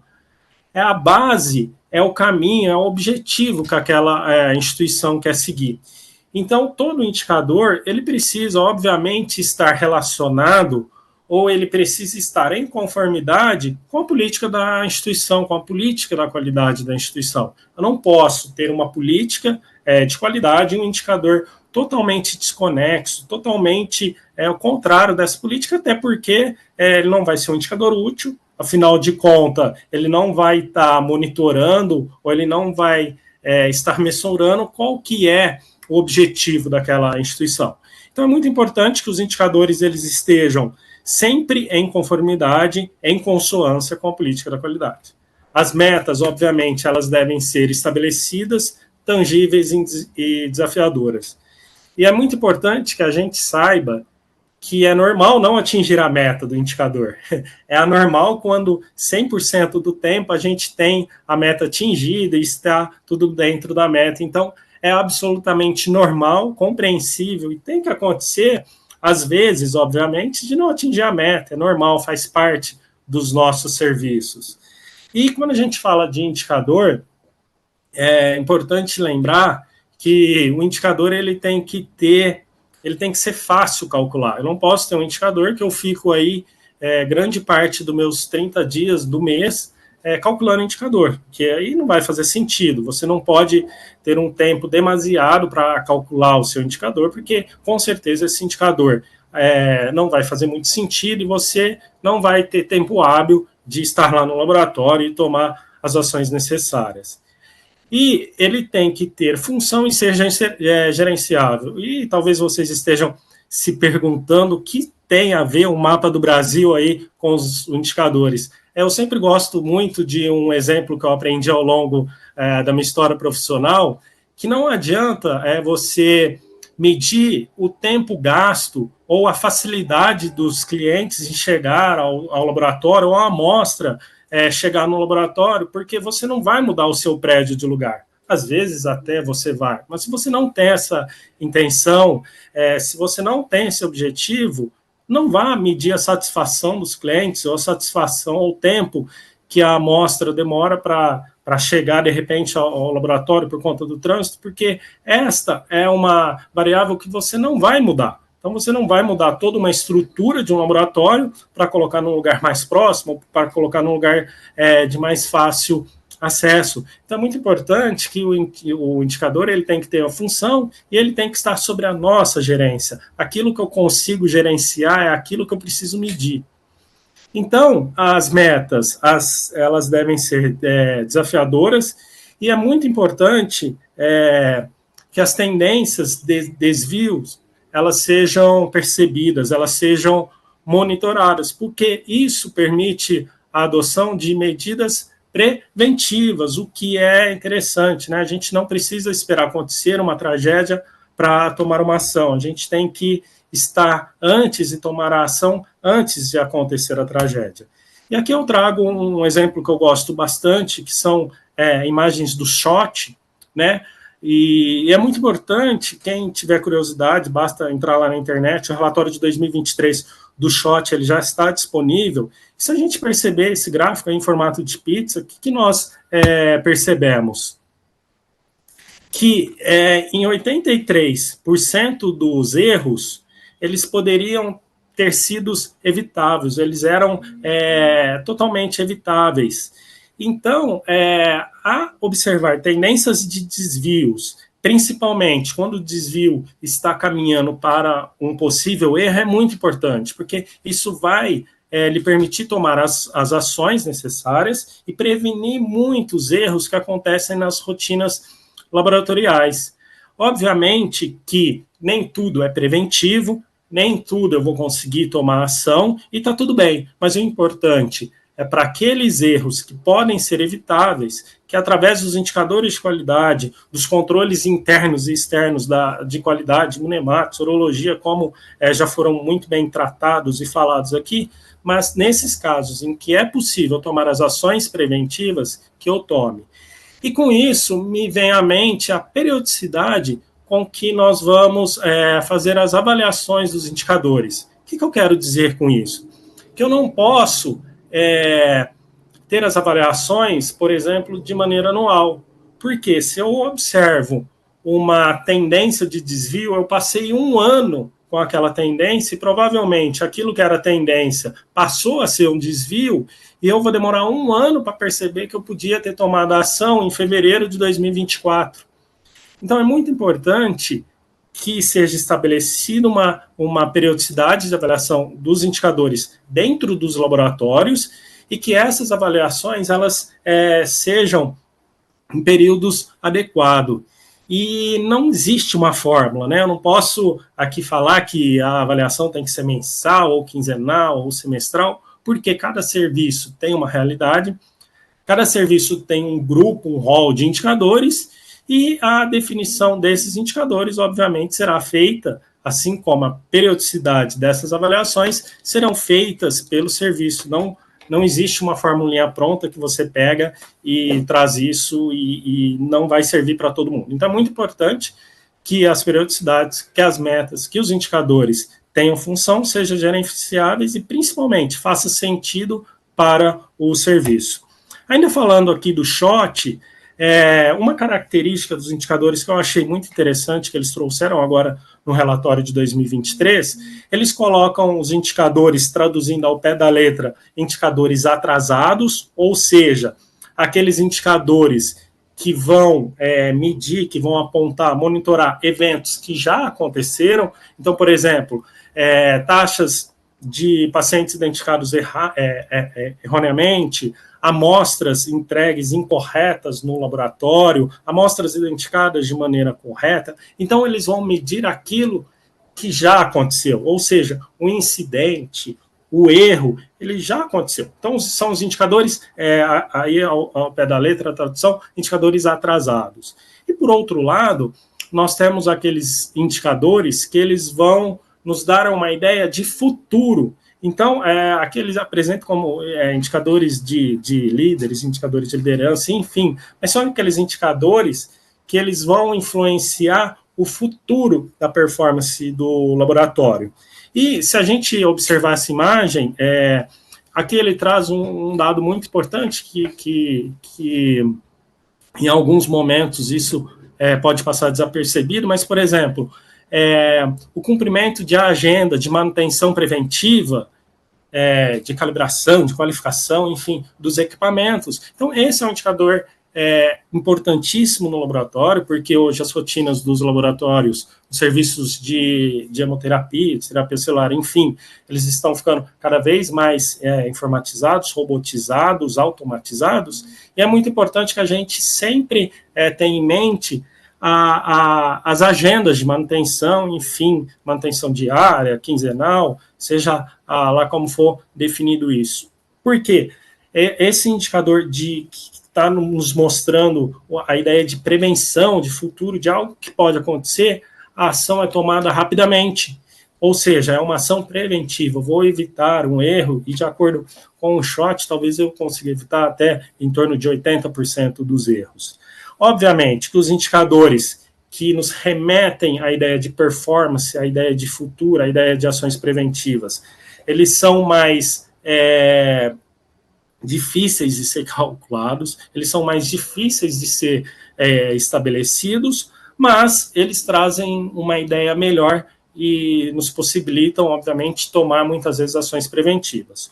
Os dois indicadores são importantes, então não estou defendendo nenhum nem outro, mas uma ideia que o SHOT trouxe, que particularmente eu achei muito interessante, que são esses indicadores de futuro, de indicadores de atrasado. E se a gente apresentar essa imagem, talvez fique muito fácil, e muitos de vocês vão estar pensando ou vão estar vendo que essa imagem é muito semelhante à teoria do queijo suíço, né, dos eventos de erro. Quem não conhece, depois coloca aí no nosso amigo Google, teoria queijo suíço, que vai entender porque eu estou falando de tal semelhança. Então, se a gente observar as setinhas pretas, os indicadores de passado, algo que já aconteceu, já culminou o erro, quase erro, near miss, enfim.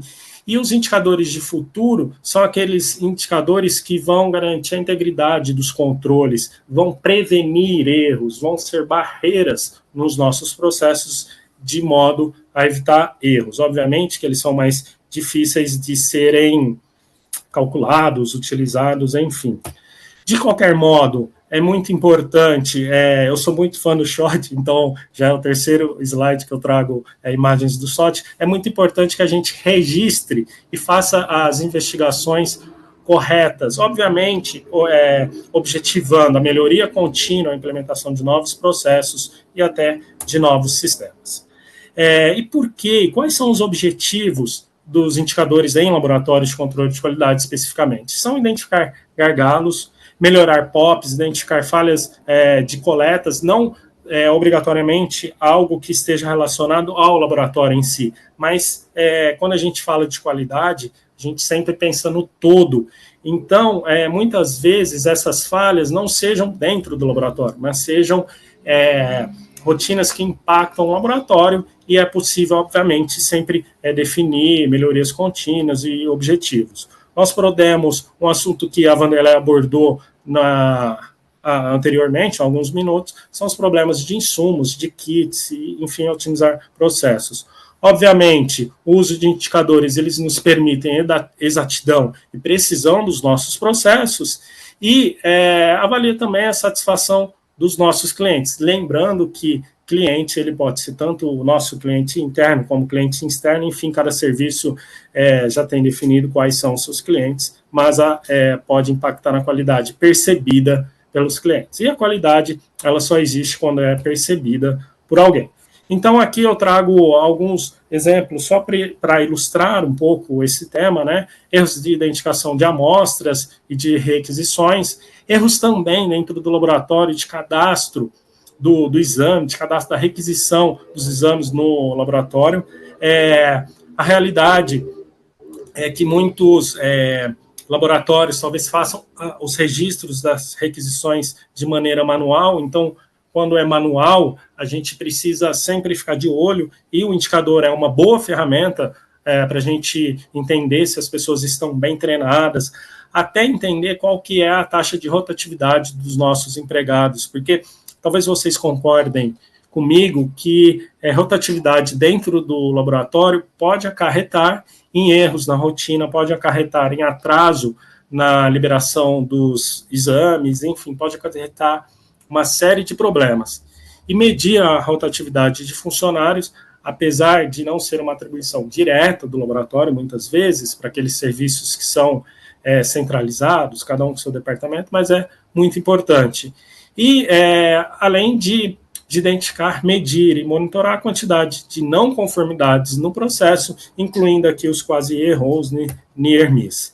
Então, identificar o risco e tratar esse risco. Esse é um grande papel dos indicadores. Aqui eu trago algo que foi falado, muito bem falado no nosso primeiro tema desse encontro de hoje, que são os gráficos de LabGenius, onde você define intervalos ou linhas, né, de aceitação da variação dos seus resultados. Em algum momento, isso você vai identificar uma tendência, uma chance aumentada de desvios. E aí tem as regras de Westengard, enfim, tem uma série de ferramentas que você pode utilizar para identificar as tendências. O gráfico de LabGenius eu também gosto muito, porque ele pode identificar situações fora de controle, aumento da imprecisão e perda de exatidão. Bom, os planos de ações, todo indicador, ele precisa ter um plano de ação, ele precisa ter pelo menos uma ciência de que o gestor viu aquilo e discutiu com a equipe, é muito importante, porque não adianta eu ter um sistema, uma ferramenta ultra mega moderna que me traz um indicador ao clique de um enter, não. Eu preciso discutir, obviamente, com a equipe, né? Eu não posso ter um laboratório que funciona perfeitamente sem falar para a equipe que o laboratório está funcionando perfeitamente. Ou eu não posso ter erros, ou desvios, ou quase erros, sem que a equipe saiba que isso aconteceu. Então, é muito importante que o plano de ação ele seja estabelecido, ele seja monitorado e ele seja discutido com a equipe, com a alta direção, né? E cada serviço, obviamente, que vai definir como e quando, mas definir as ações, datas e responsáveis é algo muito importante para o plano de ação. O cachorro que tem muito dono vai morrer de fome porque um acha que o outro colocou comida e ninguém pôs. O cachorro que não tem dono vai morrer de fome porque ninguém pôs a comida. Então, é muito importante definir responsáveis, claro e objetivamente. Aqui eu trago alguns exemplos que são já muito falados nos nossos encontros, são o ciclo PDCA, o ciclo W2H e o diagrama de Ishikawa. E os indicadores, então, eles aumentam a precisão, a confiabilidade e a eficiência do laboratório. Então, para isso, a gente tem essa série de balãozinhos. Então, a gente tem que identificar erros, propor melhorias contínuas, estar em conformidade com o padrão, aumentar a confiança, né? A eficiência nos usos dos recursos e, principalmente, as ações tomadas baseadas em dados, em argumentos, e não baseados no achismo. Então, concluindo, os indicadores eles são essenciais para garantir a confiabilidade dos resultados, além de propiciar as melhorias contínuas tão almejadas nos nossos laboratórios, tornando os laboratórios de controle de qualidade eficazes, mais seguros, eficientes e competitivos. Eu deixo o meu muito obrigado a toda a BHH, especial ao Dr. Alfredo Mendrone, a Renata Riso, pelo convite, a Alessandra Leles, que está conosco, os colegas Muriel, Davi, Vanderleia, tão queridos que participaram aqui desta mesa, e a minha equipe, pela dedicação diária em fazer com que a qualidade aconteça, em fazer com que a qualidade seja vista e observada. Deixo aqui meu contato, fiquem à vontade para qualquer questionamento, qualquer coisa que eu puder ajudar. Muito obrigado. Muito bem. Eu que agradeço, Leonardo, sua excelente apresentação. Você sempre tem uma visão muito, muito boa de qualidade. Parabéns, gostei muito. Bom, antes de nós passarmos para a sessão de perguntas, eu queria dar um recado a todos que estão nos assistindo, para não esquecerem que a BHH tem provas online de proficiência técnica. A proficiência técnica é extremamente importante para todas as profissões. Além da gente melhorar o nosso conhecimento, a gente tem uma melhoria do currículo. E muitos locais só contratam profissionais que tenham um certificado de proficiência técnica. Então, a BHH oferece isso para os nossos associados, e estamos exatamente nessa fase. As inscrições para as provas, para as várias provas de proficiência técnica, vão até dia 27 de novembro, e a prova será online no dia 13 de dezembro. Então, se inscrevam, realmente vai ser super importante para todos vocês. Agora nós vamos passar para a parte de perguntas, e eu sempre faço um convite para uma segunda pessoa para moderar comigo essa parte de perguntas. E nesse webinar que fala de controle de qualidade, eu não poderia deixar de convidar a mulher da qualidade, a Renata Riso, para fazer parte desse webinar. Renata, obrigado por ter aceito esse convite. Vem para cá, vem fazer comigo esta discussão. Você é extremamente importante nesse tema. Nossa, que elogio, doutor Alfredo, muito obrigada. Adorei a mulher da qualidade. Eu acho que nada mais importante do que esse webinar falando sobre controle de qualidade externo, né? Eu sou apaixonada por essa área, o senhor sabe disso, e ainda mais com essas pessoas, né, participando junto conosco. Foi muito agradável o convite que o senhor me deu. Muito obrigada, viu? Bom, acho que vale a pena agora a gente passar para as perguntas, né, doutor Alfredo? Não, mas quando eu tinha que escolher, quem que eu vou escolher para dividir comigo essa moderação, tinha que ser a Renata Riso. Eu tenho certeza que todo mundo está assistindo concorda comigo. Bom, muito obrigada. Vamos lá. Então, vamos abrir as perguntas. Nós temos algumas perguntas que vieram para nós no chat. Eu e a Renata vamos nos dividir nessas perguntas. Então, a primeira eu vou procurar fazer na ordem das apresentações, uma pergunta que veio para a Muriel.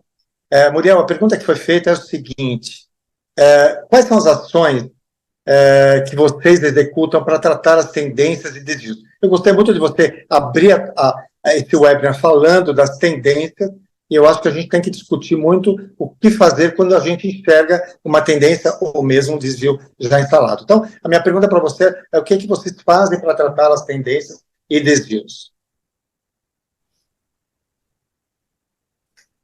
Bem, eu acho que, como eu falei, é sempre importante a gente avaliar criticamente esse resultado quando a gente recebe. O desvio, eu acho que obviamente, já é uma coisa muito mais alarmante, até porque a gente sabe que, às vezes, as faixas dos provedores de controle de qualidade externa são um pouco amigáveis, digamos assim, né? Uma faixa geralmente um pouco ampla. Então, quando você percebe um desvio, é uma situação que realmente é muito mais crítica, né? Porque você avalia que você está desviando em relação ao desempenho de todos os outros participantes, né? No caso do controle de qualidade, todos os outros laboratórios de controle de qualidade do país. Então, o que a gente sempre faz é uma análise crítica desse resultado, né? Então, a gente vai investigar, a gente sempre mantém todos os registros dos controles que são realizados. Por exemplo, se a pessoa anotou num papelzinho de rascunho o resultado, por exemplo, no número de células que contou, A gente guarda todas essas evidências e quando tem esse desvio, a gente parte, então, para análise crítica. A gente avalia, o resultado que a pessoa contou estava correto? O cálculo foi feito correto? Teve um erro de transcrição? Então, a gente vai olhando, assim, tirando, assim, digamos, por eliminação, esses erros, né? Por exemplo, todos os outros colegas mencionaram, né, de erros de transcrição, erros de cálculo, no caso, né, mais específico do controle de hemocomponentes, mas a gente sempre faz essa avaliação inicial, aí, se houve alguma interferências, digamos, fora do teste. Então, quando a gente evidencia, o cálculo foi feito certo, a conversão das casas decimais, da potência foi feita certo, tudo certo, realmente foi um problema no teste, a gente faz essa avaliação. Essa contagem foi para cima, essa contagem foi para baixo, contagem, né? Então, a gente faz essa avaliação. Se foi, por exemplo, um resultado de hemoglobina que é automatizado, como que estava o controle interno daquele dia. Então, a gente realmente faz uma série de análises, né? No caso de contagem, que eu acredito que seja um teste que acaba, assim, tendo mais desvios, a gente tem hoje uma metodologia de controle de qualidade interno, né, que a gente faz, que a gente tem uma amostra padrão que todas as pessoas do laboratório contam. Então, a gente avalia se aquela pessoa geralmente já tem uma tendência no controle interno de contar a menos. Então, realmente, assim, fazer parar e analisar e ter esse cuidado, né? Então, realmente, isso, quando o desvio acontece, já chama muita atenção. E em relação à tendência, é bem importante, acho que ter assim, uma forma gráfica, uma forma visual de ver, porque às vezes só no próprio relatório ali do provedor é um pouco complicado de você avaliar essa tendência. Então, realmente, quando a gente começou a avaliar graficamente essa tendência, nos chamou mais atenção, né? E realmente também fazer essas avaliações, né? Então, sempre parar e dar uma olhadinha no que está acontecendo, se os controles internos estão adequados, se as pessoas estão treinadas, né? Quais são as ferramentas que você pode fazer para cada tipo de teste. No controle de qualidade de hemocomponentes é muito variável, né? Você tem testes automatizados, testes extremamente manuais, então realmente precisa parar e investigar cada um desses casos. Perfeito, perfeito. E uma coisa importantíssima, tem que ter rastreabilidade de tudo, né? Quem fez, que insumo fez, que equipamento usou, porque só assim você consegue identificar onde está realmente o problema. Obrigado, Muriel. Renata? Eu acho que indo de encontro ao que o senhor até perguntou para a Muriel e de acordo com a resposta dela, o que nos veio como pergunta para o Davi como que você faz para que todos os seus colaboradores do laboratório estejam envolvidos na participação do controle de qualidade externo? Até porque é o que a Muriel disse, para que a gente consiga avaliar, né, tendências e desvios, a gente precisa saber até quem foi que executou. E vem de encontro também aquele processo do que o Dr. Alfredo está falando com relação à rastreabilidade. Então, é o que eles gostariam de saber. Ótima pergunta. Eu acho que nós colocamos a primeira forma é a forma educativa, né? Porque, na verdade, é uma ferramenta a mais. A gente sempre ouve, ouve, né? E faz gestão de qualidade. Só que, para se fazer gestão de qualidade, são ferramentas atuando. É interessante na hora que o Leonardo falou o esquema do queijo suíço. Na verdade, a gente tem que. A gente se conversa com os colaboradores e acaba realmente conversando e fazendo uma análise crítica e mostrando a eles a necessidade da reação de controle, uma reação de controle de qualidade, tanto externo como interno. Porque a gente só vai verificar se realmente, quando a gente dá aquele exemplo, quando que um avião cai, né? Um avião cai, não cai com erro, né? É uma somatória de erros até que chega um momento que o piloto não vai fazer. Porque o avião ele tem preventivo, ele tem corretivo, ele tem todas. Um monte de informação que se tem, até mesmo antes de um erro acontecer. Só que para isso, todo mundo tem que fazer a sua parte. Né? Tá todo mundo envolvendo. Geralmente, o que a gente faz? É reunião de análise crítica. Quando a gente recebe o resultado, e valorizar o que o colaborador está fazendo, mostrar o colaborador, o funcionário em si, né?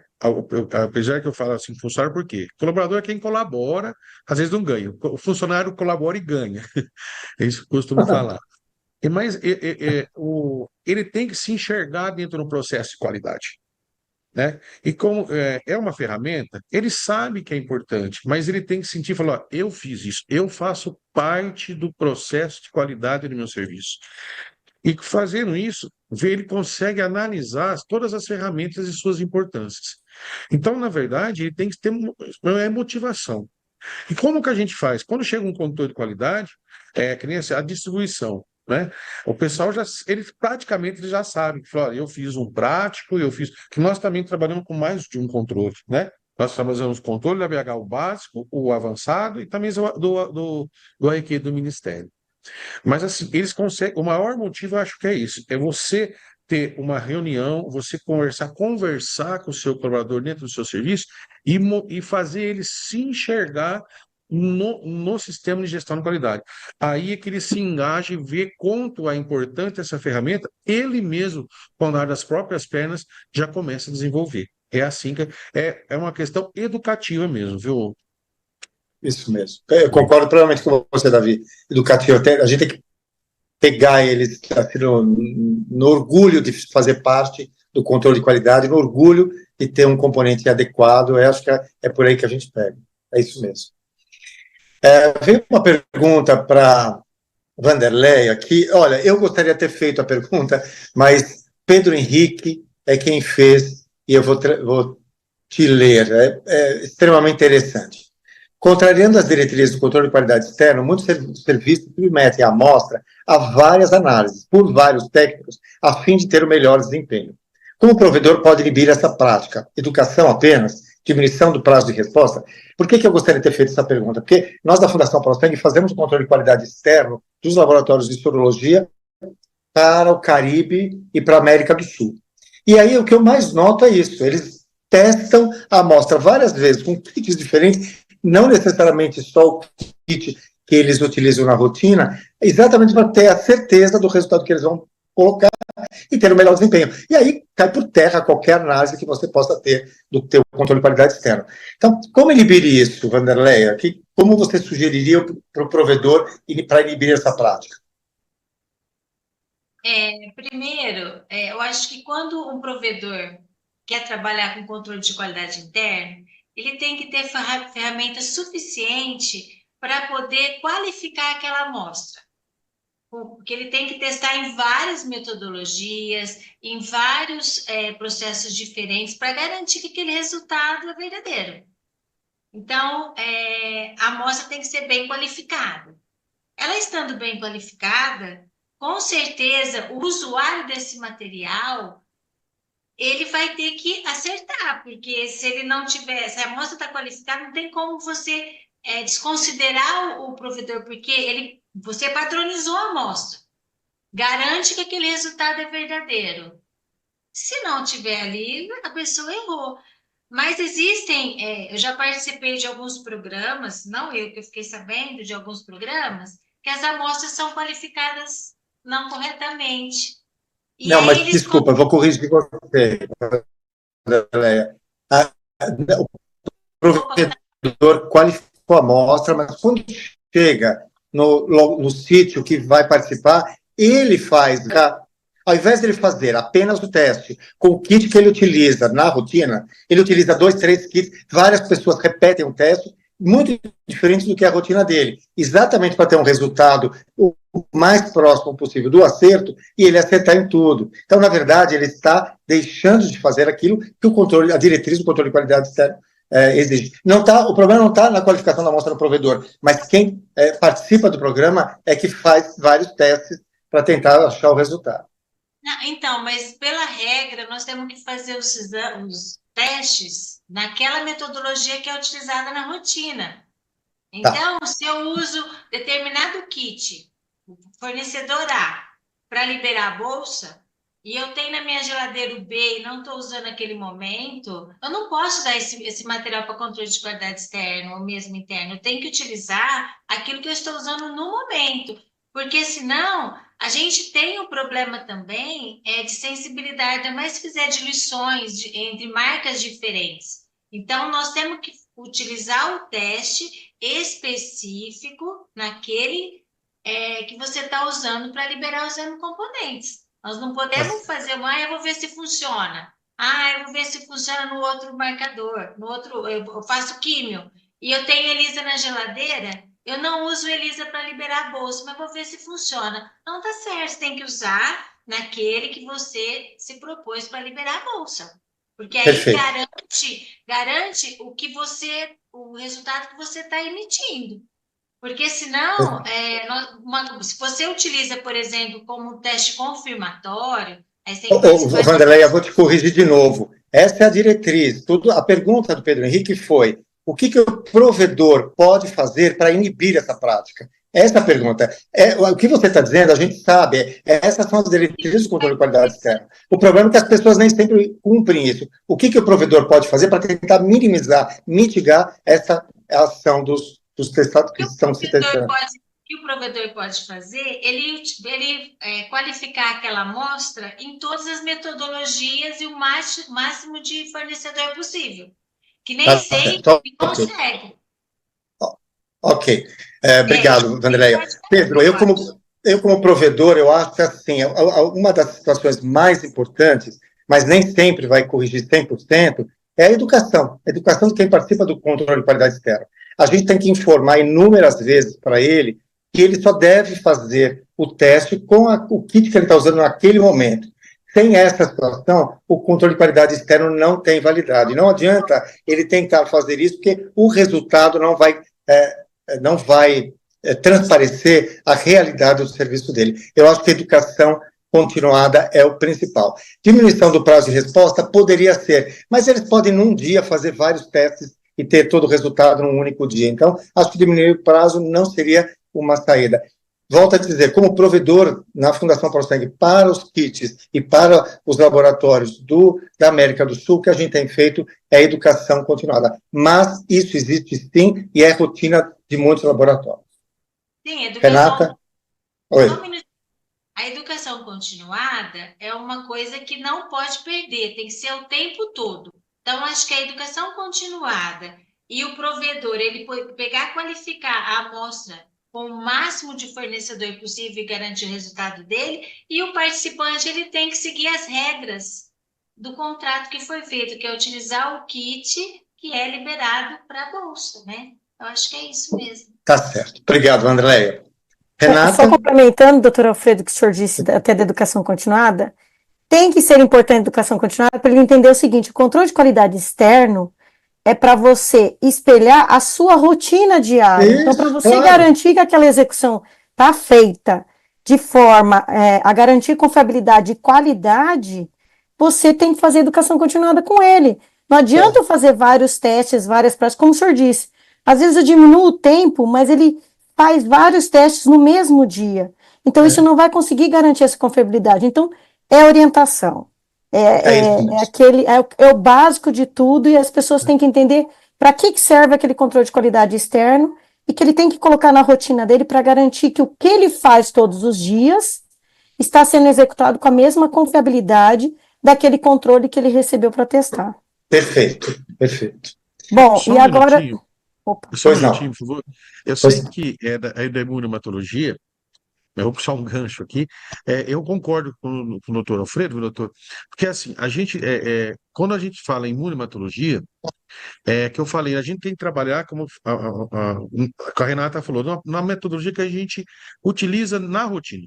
Por exemplo, um reagente que eu utilizo na rotina do doador, muitas vezes a gente tem que tomar cuidado que ele talvez não seja eficaz na rotina do paciente. Por exemplo, é interessante eu identificar um D variante na rotina do doador? Sim. Se você é um D fraco, um D variante, eu preciso saber. E num paciente que você só vai transfundir? Não. Né? Então, e nesse Perfeito. caso, se eu errei um controle de qualidade, mas é que eu identifiquei ou não identifiquei um D variante, eu tenho como justificar isso na minha rotina. A minha rotina não precisa ser mudada, é a filosofia que eu trabalho.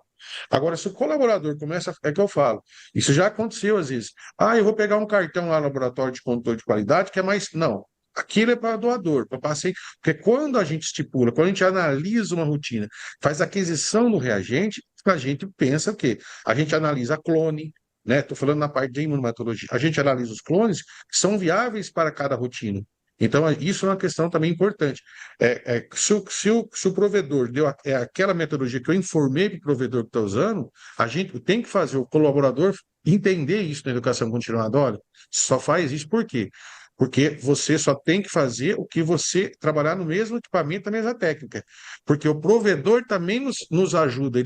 É uma parceria que a gente tem. Ele acaba nos ajudando a monitorar o nosso paciente. Se você não fizer isso, o colaborador tem que ser informado que o instrumento está sendo prejudicado de avaliação de qualidade. Claro, claro. A análise perde totalmente a sua eficácia, a sua validade. É isso mesmo. Uhum, Obrigado isso mesmo. pela contribuição, É por isso que Davi. nós temos que identificar de acordo com a nossa rotina, que o Davi está falando.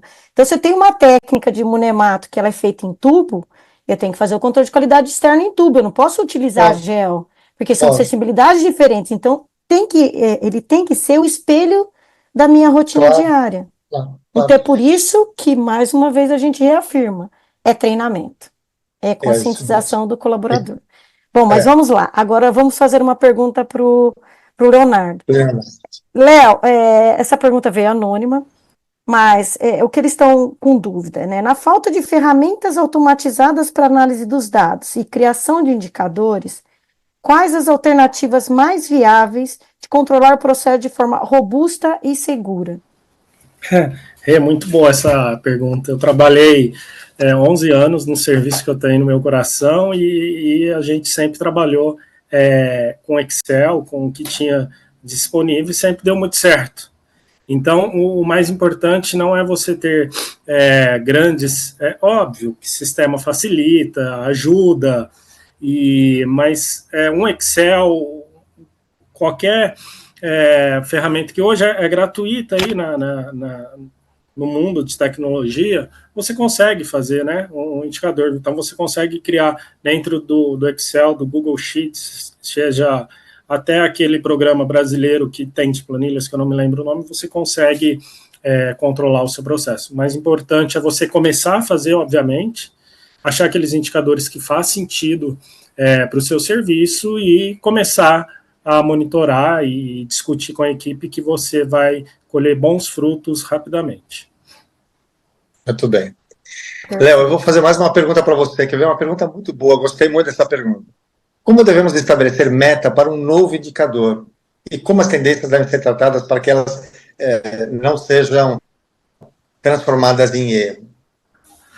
Doutor, muito boa a sua pergunta. É uma pergunta muito interessante que eu acho que se você perguntar para mim, para a Renata, para o Davi, para a Vanderlei, para o Muriel, vão ter respostas diferentes. Eu, particularmente, gosto de conhecer o processo. Então, quando a gente coloca um indicador novo, eu monitoro, eu coloco um monitoramento e não um indicador, até eu perceber o que eu tenho, conhecer, obviamente, o processo que eu estou trabalhando. E depois de alguns meses, 6 meses, por aí em diante, é que aí sim eu estabeleço uma meta. Geralmente, eu gosto muito de trabalhar com a meta ou com a mediana, com a média ou com a mediana. A média, ela tem seus percalços, né, os extremos, então você pode optar por tirar aqueles valores extremos do seu processo e trabalhar com a média. Tem algumas ferramentas mais rebuscadas, né, com Z-Score, enfim. Eu, particularmente, gosto muito da média, excluindo os extremos, depois de algum tempo conhecendo os indicadores. Então, acho que dessa maneira funciona. E, doutor, a segunda pergunta foi? A segunda pergunta... Peraí, deixa eu voltar aqui. Como as tendências devem ser tratadas para que elas não se transformem num desvio, num erro mesmo? As tendências, muito boa a pergunta, eu acho que você tem que definir limites, né? Então, primeiro vai acender a luz amarela e luz vermelha é aquilo que você tem que parar o processo e corrigir o erro. Então, você pode definir limites do seu processo, aqueles limites que você aceita dentro do seu processo, que são aceitáveis para você. No caso, como a Vanderlei falou, sorologia é 0 erros, né? Então, para sorologia, para análise de resultado de erros, isso fica inviável, mas para receber amostras identificadas incorretamente, você consegue colocar um N. Então, quantas amostras você recebe no seu laboratório e qual que é o N que você acha que é normal? Porque a gente vai ter, né? Todos nós somos profissionais, porém todos nós somos humanos, sujeitos a erro. Então, o erro vai ter, é você que precisa definir, estipular, opa, aqui é muito mais do que eu costumo receber, então acende a luz amarela e vamos tomar as ações antes que isso vá me causar uma luz vermelha. Ô, Léo, mas você acha que o serviço ele já deve abrir uma ação preventiva, mesmo sendo assim, ele monta esse indicador e lá ele tem as tendências. Então, uma vez que ele avalia essa tendência, ele já abre uma ação antes que o erro aconteça? Ele já registre isso no sistema da qualidade? Ou isso fica no seu indicador? Porque assim, qual é a minha preocupação? Deixar isso somente nessa medição da ferramenta de indicadores e você não trabalhar essa tendência junto à gestão da qualidade. E isso sim pode refletir num erro. Sim. Eu acho que tem dois casos, né? Tem processos que você vai acender a luz amarela, mas você vai achar a causa imediata. Então, nossa, o mês acabou de ser a semana do doador jovem e esse indicador acendeu a luz amarela, a vermelha, porque é doador jovem, a gente sabe o que vai acontecer. Então, a partir do momento que você tem o seu plano de ações e que você já encontrou o motivo para aquilo, eu não considero que seja necessário abrir a preventiva. Talvez para o próximo ano você pensar em reduzir na água, enfim. Agora, tem indicadores que você também tem que tomar ação imediatamente e sim dentro do sistema da gestão da qualidade. Porque às vezes é um erro de TI, é um erro de informática que aumentou e acendeu a luz amarela e ela está lá piscando. Então, eu acho que isso depende muito do seu estudo de causas dentro do plano de ação. Aquilo que você identifica, que a gente conhece, que é algo fora do normal, mas aceitável, e aquilo que não.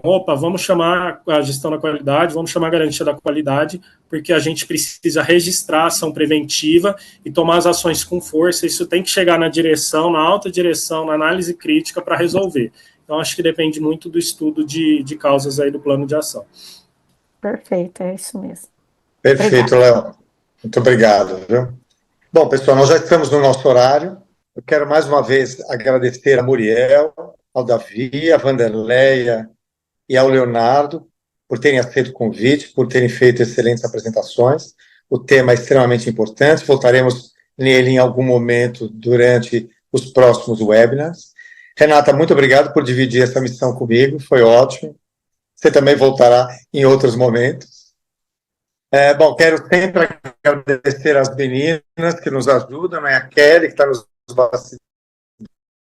bastidores, a Alessandra, a Aline, quer dizer, o pessoal, o time o Gabriel, que hoje estava coordenando a recepção do pergunta. Nós estamos aqui na frente, mas por trás tem bastidores acontecendo e sem eles nada aconteceria, então quero agradecer imensamente esse pessoal.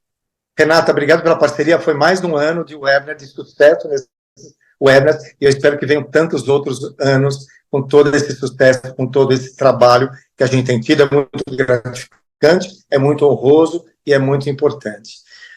E agradecer a todas as pessoas que ficaram conosco até esse horário, hoje, assistindo esse webinar. Volto a falar, não se esqueçam da prova de proficiência técnica. E o ano que vem tem mais. Nos aguardem que faremos uma programação igualmente boa para o ano que vem. Obrigado, boa noite.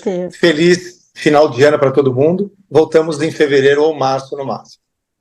Doutor Alfredo, acho que vale lembrar que nós vamos depois encaminhar aquele questionário para os temas do ano que vem e também avaliar se permaneceremos nas terças-feiras, neste horário, então nós vamos dar as opções, né, que são possíveis, Isso. porque só com a sugestão dos ouvintes, né, daqueles que realmente participam, é que nós conseguimos esse sucesso tão grande nos nossos webinars.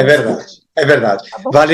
Vale ressaltar que tudo que nós fazemos tem sempre a participação dos ouvintes, né? O horário, o dia, enfim, muitos dos temas, então sempre tem a participação do ouvinte. Vocês são extremamente importantes.